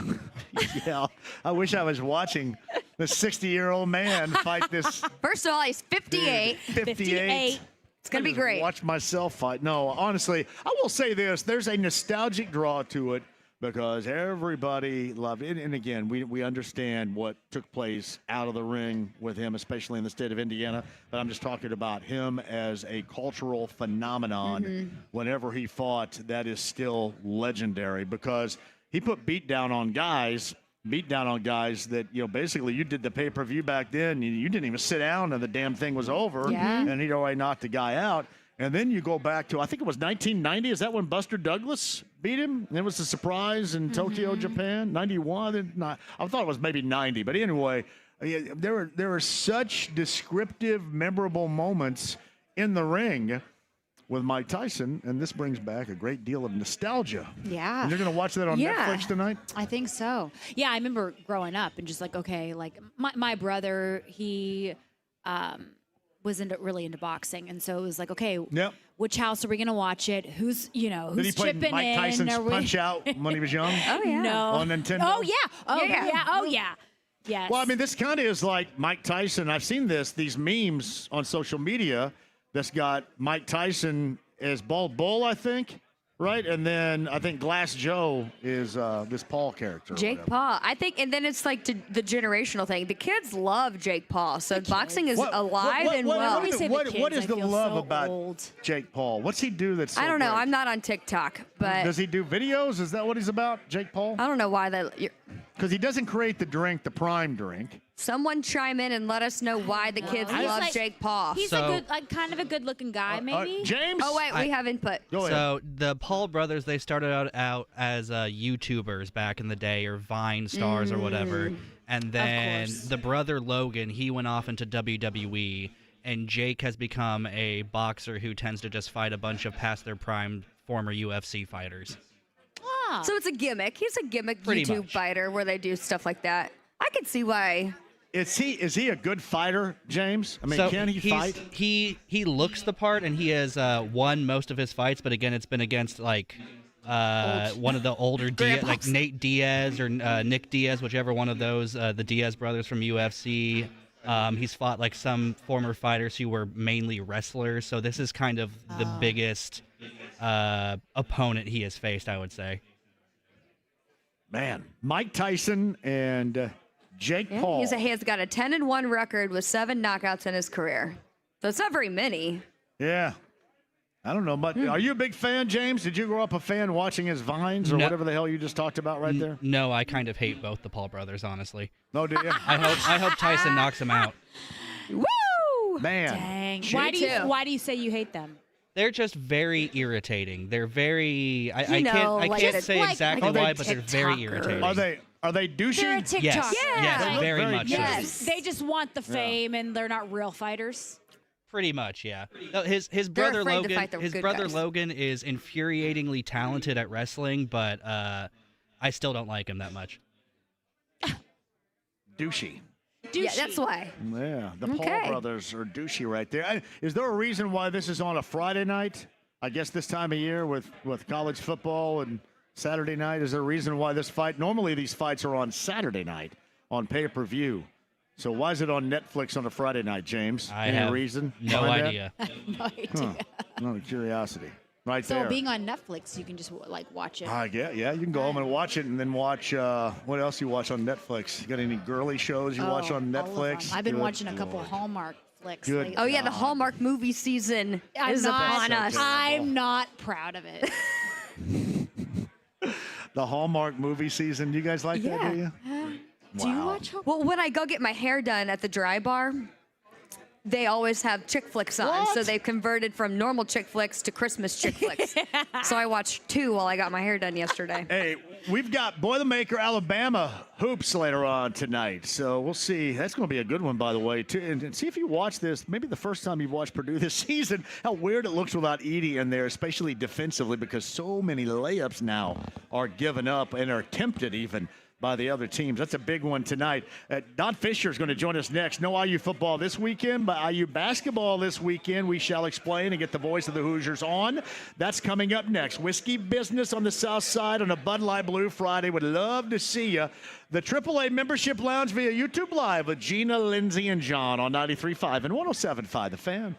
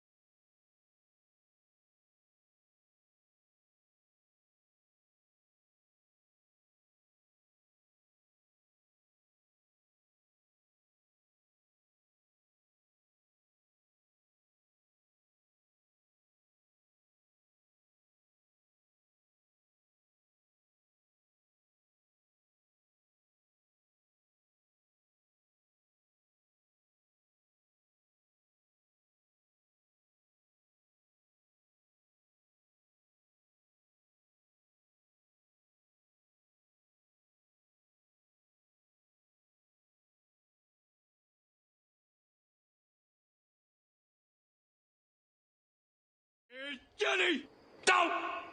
David Letterman. Hi, David. I'm Grandpa. 93.5 and 107.5. The Fan. Yeah, welcome back. Whiskey Business. We are on the south side, everybody. Southport Road, Emerson, nearest cross street location here. Bud Light Blue Friday, Lions Colts tickets to give away. We would love to see you. I-65, the exit. A lot going on tonight. In-season tournament. The first of the pool play for the Pacers against the Heat tonight, the Boom Baby floor at Gainbridge Fieldhouse. That tip time's at 7. Coverage begins right here at 6:30 later on this evening. You've got Purdue and Alabama, top 20 matchup coming at you later on tonight as well. Now, there's no IU football tomorrow, but there is IU hoopage. And joining us on the Andy Moore Automotive Group hotline to talk about that, along with Gina and Lindsay and me, John, the voice of the Hoosiers, Don Fisher, is with us. Hello, Don. How are you? Good, John. How you doing? So you get a rest, no football, which I know, by the way, Kurt Cignetti, I felt, was in rare form last night. That has to be outstanding now to do that coach's show. I can tell you this, there was not a seat to be had in the house. It was standing room only, and there were no standing room either. It was pretty amazing. It was really amazing. It was, and Don, watching that grow this year, I think it's at Hoosier Hanks, right, in Bloomington every week? Correct. Watching that grow this year, that is, there's so many feel-goods, and some are larger than others. Like when I was watching the game a little bit this past Saturday, in the shots of the landscape in and around Bloomington with that packed place with the Hoosier fans, man, that does the heart good. I mean, it felt so good to see that. And then there's these moments like what you're doing right now. You get packed coaches shows on a Thursday night with Kurt Cignetti at that place. I mean, there's just special moments around every corner, it seems. Well, there's no doubt, and it's all because they're winning. They're 10-0 on the season, and they're 6-0 or 7-0 in Big Ten play. I'm telling you, it's like magic. You win, and they come, and there's no doubt they're coming right now to every ball game that Indiana's playing, and it's really, really special for this program that has struggled and suffered for so many years.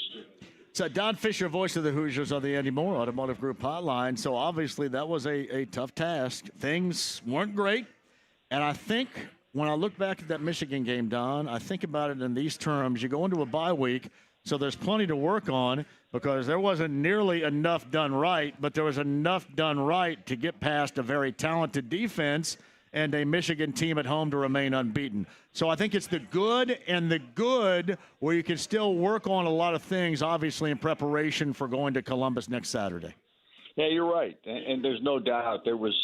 I mean, the offense in the first half was excellent. They built a 17-3 lead at halftime. They missed a couple of opportunities that could have made the lead even bigger and maybe taken Michigan out of the ball game, but it didn't happen that way. And then Michigan came back in the second half, and they weren't spectacular offensively, but their defense was really good, and they caused Indiana a lot of problems from an offensive perspective in that contest. So there's no doubt there are lots of things to work on still. This team is not a finished product, I don't believe. I still think there is lots of room for improvement. I know Coach Cignetti feels that way, and if we're going to have to see the best version of this Indiana football team coming up a week from today, or from tomorrow, I should say. They're going to take on one of the best teams in the country, no question about it. And there are people saying that Indiana shouldn't be the top 5 team, but how can you doubt the 10-0 record that they've got and the way that they've won every ball game this year, with the exception of that Michigan contest? Yeah, I'm so sick and tired of hearing about multi-loss SEC teams, Don. Give me it. Come on. I'm tired of it. Well. Yeah. But those boys in the SEC are really crying the blues right now. They do. Well, that's what happens when you don't have indoor plumbing, Don. No, I'm just joking. I love it. That works better with Chris Hagan being here. It doesn't go over so well without Hagan being here. So. I thought it was good. Yeah. Go ahead, Linz. Oh, Don. So we're looking at you're in the locker room watching tape. We're getting ready for Ohio State. What are the key things that Coach Cignetti is telling his team that they need to focus on and be prepared for when they face Ohio State?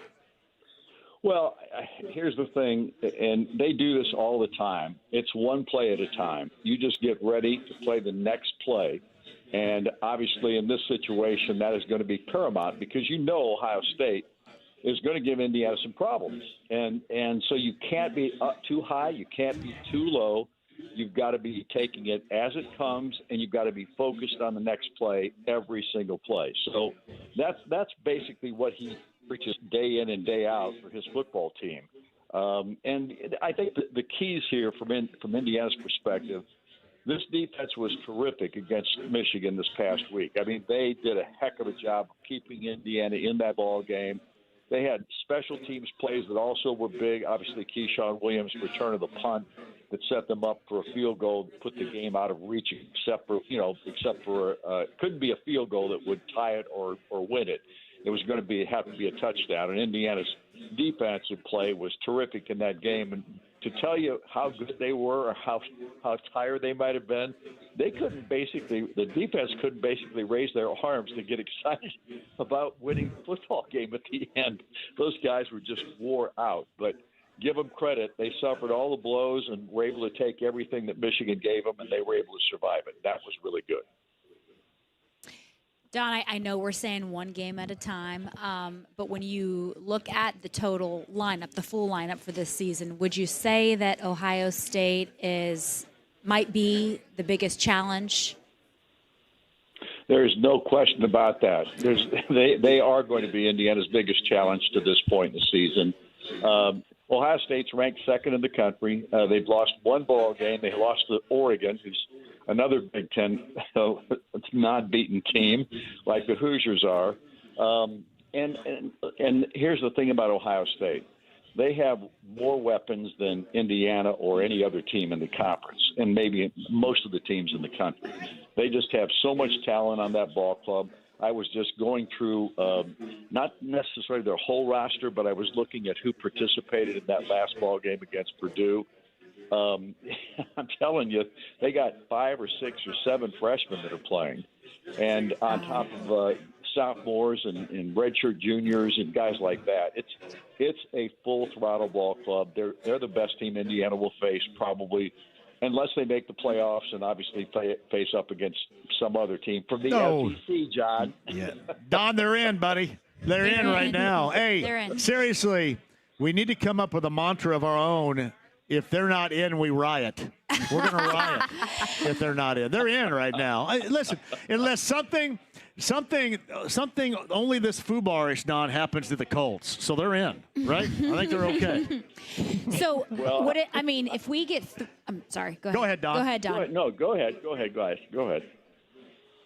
No, I was just going to say, so we get through Ohio State. We're next week we get that W. Don't take it to the future too far. Oh, Purdue. we got it. Yep. So the next challenge would be Purdue. Well, and then you don't want to, obviously, Don, you don't want to trip up anywhere here. I think what I believe, Don, is there's a little bit of leverage to be had in terms of where they are right now. I don't think you want to hold your breath on anything because you want to take matters into your own hands and leave no doubt in Columbus on Saturday. But I think that they've created a little bit, at least according to these projections we've seen the last 2 weeks, Don, a little bit of wiggle room here in case they do trip in Columbus next week. At least that's how I view it. Well, and here's the other thing that nobody's talking about at this point, John, because everybody's so focused on the college football playoff. But Indiana has a chance to play for a Big Ten championship as well if they win next week. So we just don't know how that's all going to play out.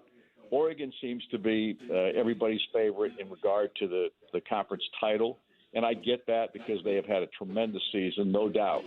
But you never know. And if Indiana would win this game against Ohio State and then take care of business against Purdue at home, they would be in the Big Ten championship game, which I think would lock them into maybe even one of those top 4 spots.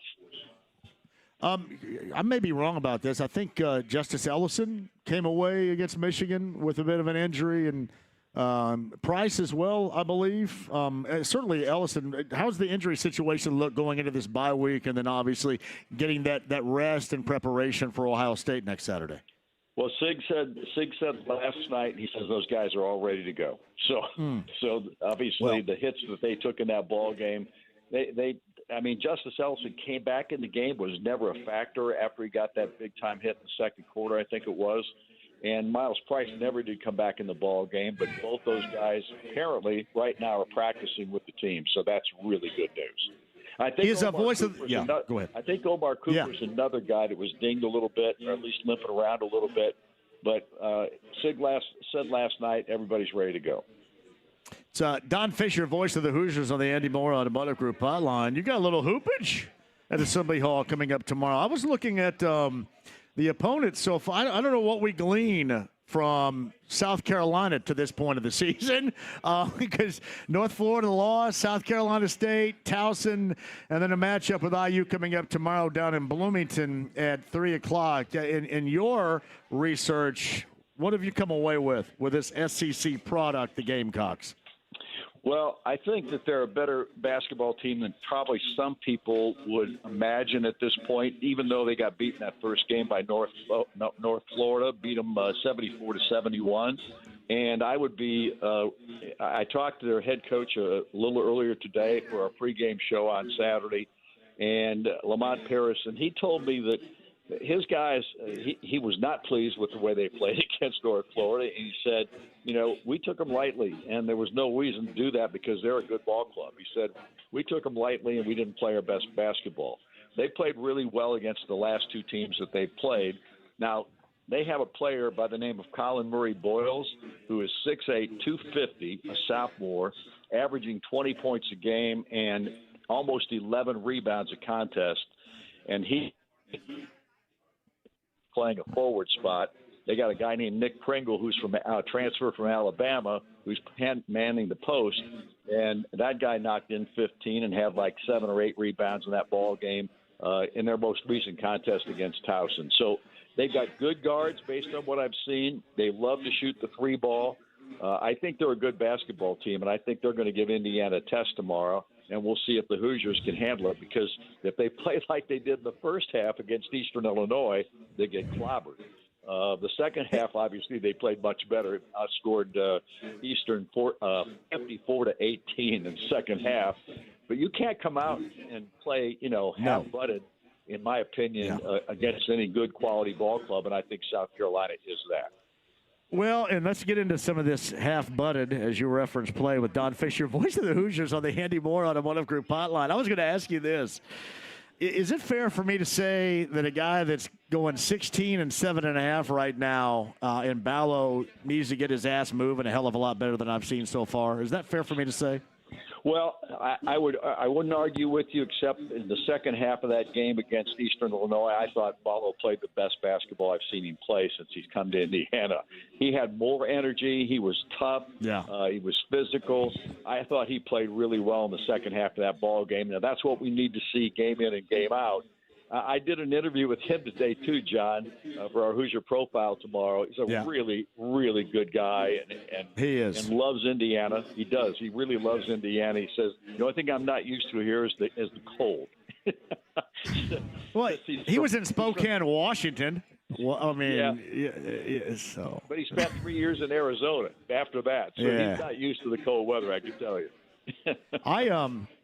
It's interesting about him, Don, is he has played alongside some great talent. I mean, you go all the way back to Spokane at Gonzaga, and, Chet Holmgren was in front of him right there. And he was always kind of, and I get this because I have to watch these Gonzaga games all the time. But, but Mark Few was always kind of, he was always on the bench and riding the bench. And then when Tommy Lloyd got the gig at Arizona, Tommy Lloyd, the chief recruiting guy in Spokane, brought Ballo with him. And then he kind of emerged with that talented team down there. And I always kind of wondered why he made this particular move. But he's got so much talent. He is an immovable object at the college level. I just was talking about the first half of play when everybody but the guy sweeping the floor beat him down the floor after a turnover. We can't have that. So we cannot have that. That's what I was talking about in that case. Yeah, and like I said, if he plays like he did in the second half against Eastern, he is going to be really, really good for this program. But here's another guy that, and nobody talks about Malik Renew. Malik. Everybody thinks that Malik's a good player, but they all think that he ought to be doing more. I think this guy's playing his best basketball. He's a junior now. He's more mature. He's a guy that works his butt off. He's down to 7% body fat. He is really playing hard out there. And Mbako, of course, has been terrific as a sophomore. I mean, right now he's averaging 24 points a game. It's not too bad. And Trey Galloway coming off the bench, 17 assists in the 2 games played thus far, 9 and 8 in those 2 games. And that is a spark off the bench that you really need. And he's playing really well. By the way, what Don was saying right there, Malik Renew is IU's version of Miles Turner, right? He's out there giving you stuff, but it's never, ever seemingly enough with the fan base so far. Yes. Yep, exactly. The thing about Malik is he's taken over a leadership role too. He's a guy that talks more now. Not that he didn't talk before, but you can just tell that he's grown up a lot over the last 3 years now, and that really helps this ball club because they need that leadership. Galloway gives them that. Even Goody gives them some of that. And then you got the freshman, Bryson Tucker. I think this guy is really going to be good as his career continues here at Indiana because he's got the tools to be special. Yeah, got to get Carlisle going here at some point. I mean, obviously we're still early, but it's just some guys need to kick it into gear. So are we going to our table tonight, buddy? I am. We got some friends that are going over, so we're all going to sit down and have some food. So you don't want the drunken radio talk show host standing by you, is what you're saying. Well, we can pull up a chair. We can pull you at the end of the table. At the end of the table. I find myself there all the time right here. All the time I do.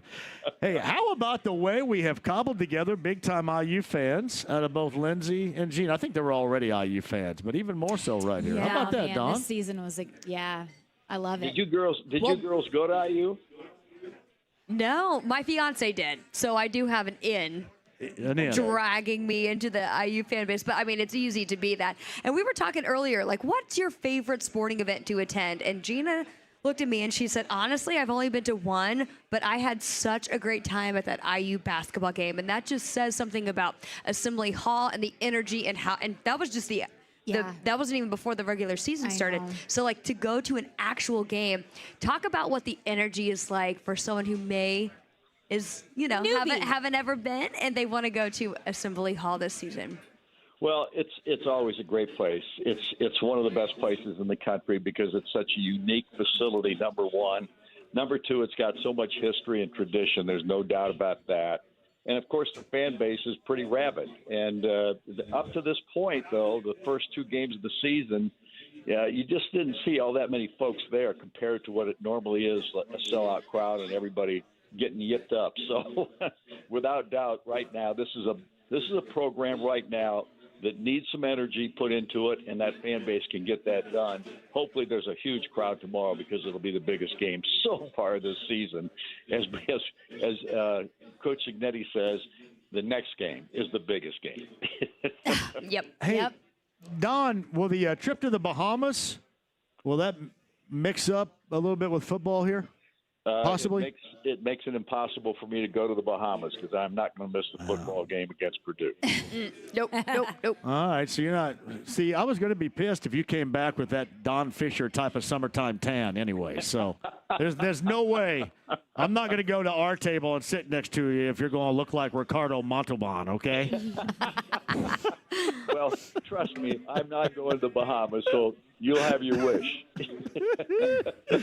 I kind of wondered about that, but you know what? That's a good problem to have right now, especially. I mean, it is. Well, who's doing the basketball play-by-play?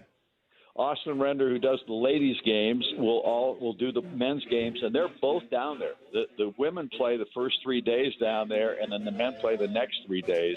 And so Austin will be down there. He'll be the one back with the Ricardo Montalban tan because he'll be down there for like 6 or 7 days. Yeah, but he's not going to wear it like you do, brother. Come on now. Aw, isn't that sweet? Hey, I did want to ask you one golf question. And I probably know how you feel because you're pretty tight with Ted Bishop, and I sure as hell know how he feels. I'm assuming nobody's going to go anywhere near the Live outing in Westfield coming up next year, correct? Were you a fan of this? Yeah, can you imagine?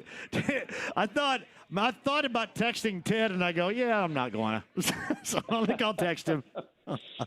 I don't think that it's well. I'm not going to say it's not going to be well attended because golfers they love to see the big boys out there, and right. It'll probably be a big show. I don't doubt that, but it won't be as raucous, I would say, as we would see normally because of the fact that it is live golf. And here's my thing about it: I've watched like 2 of their tournaments on television. I can't follow it half the time. It's crazy. And there's music playing, and I don't like that at all. I mean, I'm not saying, if you're with your buddies out there and you've got one of those speakers on your side of your cart and you got the music turned out, I don't care about that. But I'm talking about this is all over the golf course, and you're sitting there going, what is that? Yeah, it's like right out of Rodney Dangerfield's playbook in Caddyshack right there is what that's all about. Well, that's how those guys ought to dress. That'll be more entertaining. Oh, yeah, exactly. All right, tell Joe and Ginger, tell that up at our table later on tonight. Tell them that I miss them, and you and I have a Friday night together at some point, our benchmark down there. So you let me know when you're good to go, okay? All right, dude. We'll do her. All right, take it easy, Don. Appreciate you. See you, Don. Thanks for having me.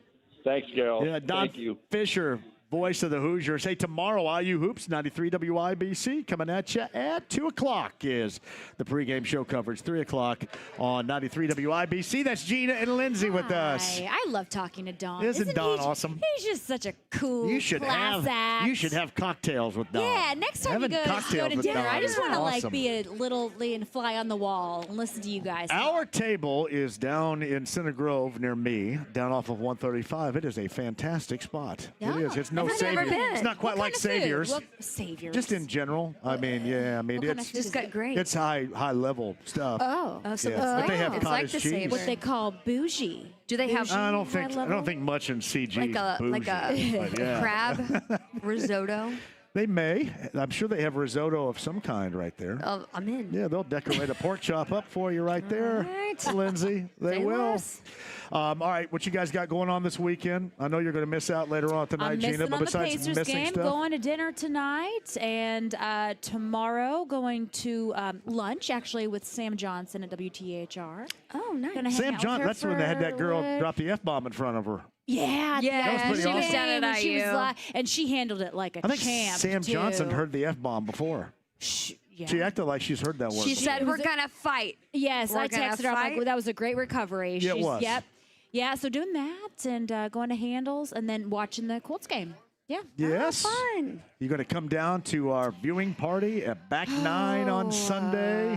That's way too early. You don't get up until noon, so yeah, you won't. Yeah, Not she's off anymore. work on Sundays now. Yeah. What about you, Lindsay I Monroe? might stop by. I'll be downtown on Sunday. Yeah, why don't you Got Channel no 13? plans. Just come down from Channel 13. We'll be there at Back 9. You'll miss out again, Gina.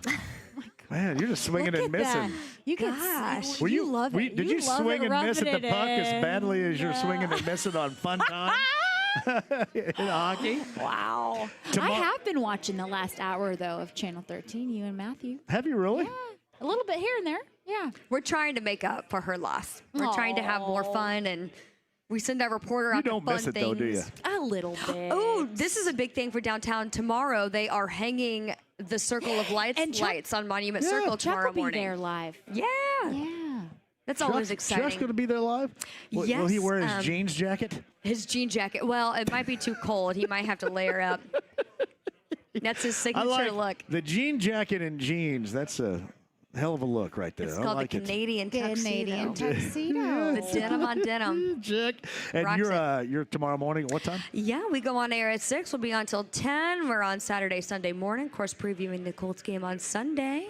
And know this, if Lindsay is a little bit wobbly tomorrow morning on Channel 13, you know that she was in the bar area at the Pacer game tonight. You know what? Right here. Lindsay. And then Gina was at Savior. I will say this. Lindsay's a true professional. Yeah. We've had late nights sometimes. I come in, just not even drinking, just being lack of sleep, just being out, and being able to control your being hungover in the job. The lack of sleep. You would never know. You would never know. Yeah. Yep. I've been doing this for too long. I figured it out. I know all the secrets to make it work. By the way, tomorrow, quickly, there's a retro thing going on, I think, at the State Fairgrounds where they're selling all this retro stuff. I'm going to take Laney out to that, I think, see if we can find some 80s stuff tomorrow morning. JMV Takeover tomorrow night, 6 until midnight. In fact, I have 2 more to do, 2 more of those before we hit the Christmas music hiatus. I've got a Sullivan Hardware and Garden gift card to give away worth $200 coming up tomorrow night of the JMV Takeover. That's B105.7. And MoyerFineJewelers.com/JMV. Make sure you make your Larceny Bourbon Locks and your Luna Azul Tequila shots. Make your picks because the winner, the overall winner for week number 11, will win a $1,000 gift certificate from Moyer Fine Jewelers in Carmel. $1,000. I think we're still eligible because we're not technically employees, so we should still sign up. Don't do it. Oh, I'm on. Do it. Go get in there and fill it out. We'll have you fill it out in just a little bit. Okay. So maybe you can win. With your luck, you could. I know. Always great to see you. Now, we're still going to be doing our Colts Happy Hour coming up next, but this portion of the show was over. Whiskey Business, Bud Light Blue Friday. Still time to come out here. You ladies are always awesome. Thank you for having us. For having us. The whiff. Putting up for Galeros. Oh, my God. I don't know why I keep coming back. I know it. Torture. I know it. You should have. It's always a pleasure. People are to see surprised you my came man. back after the whole prom dress show right there. No. So, yeah. They were surprised it's always about that. a good time. Well, sit tight with me right here. We're going to take a break, come back. Colts Happy Hours on the other side. So do not go anywhere. Pacer pregame coverage after that. Heat and the Pacers. The in-season tournament, the NBA Cup, starts tonight at Gamers Fieldhouse. We'll tell the story for you, and you can hear it all right here. Don't go anywhere. The Colts Happy Hour coming up next. 93.5, 107.5 The Fan.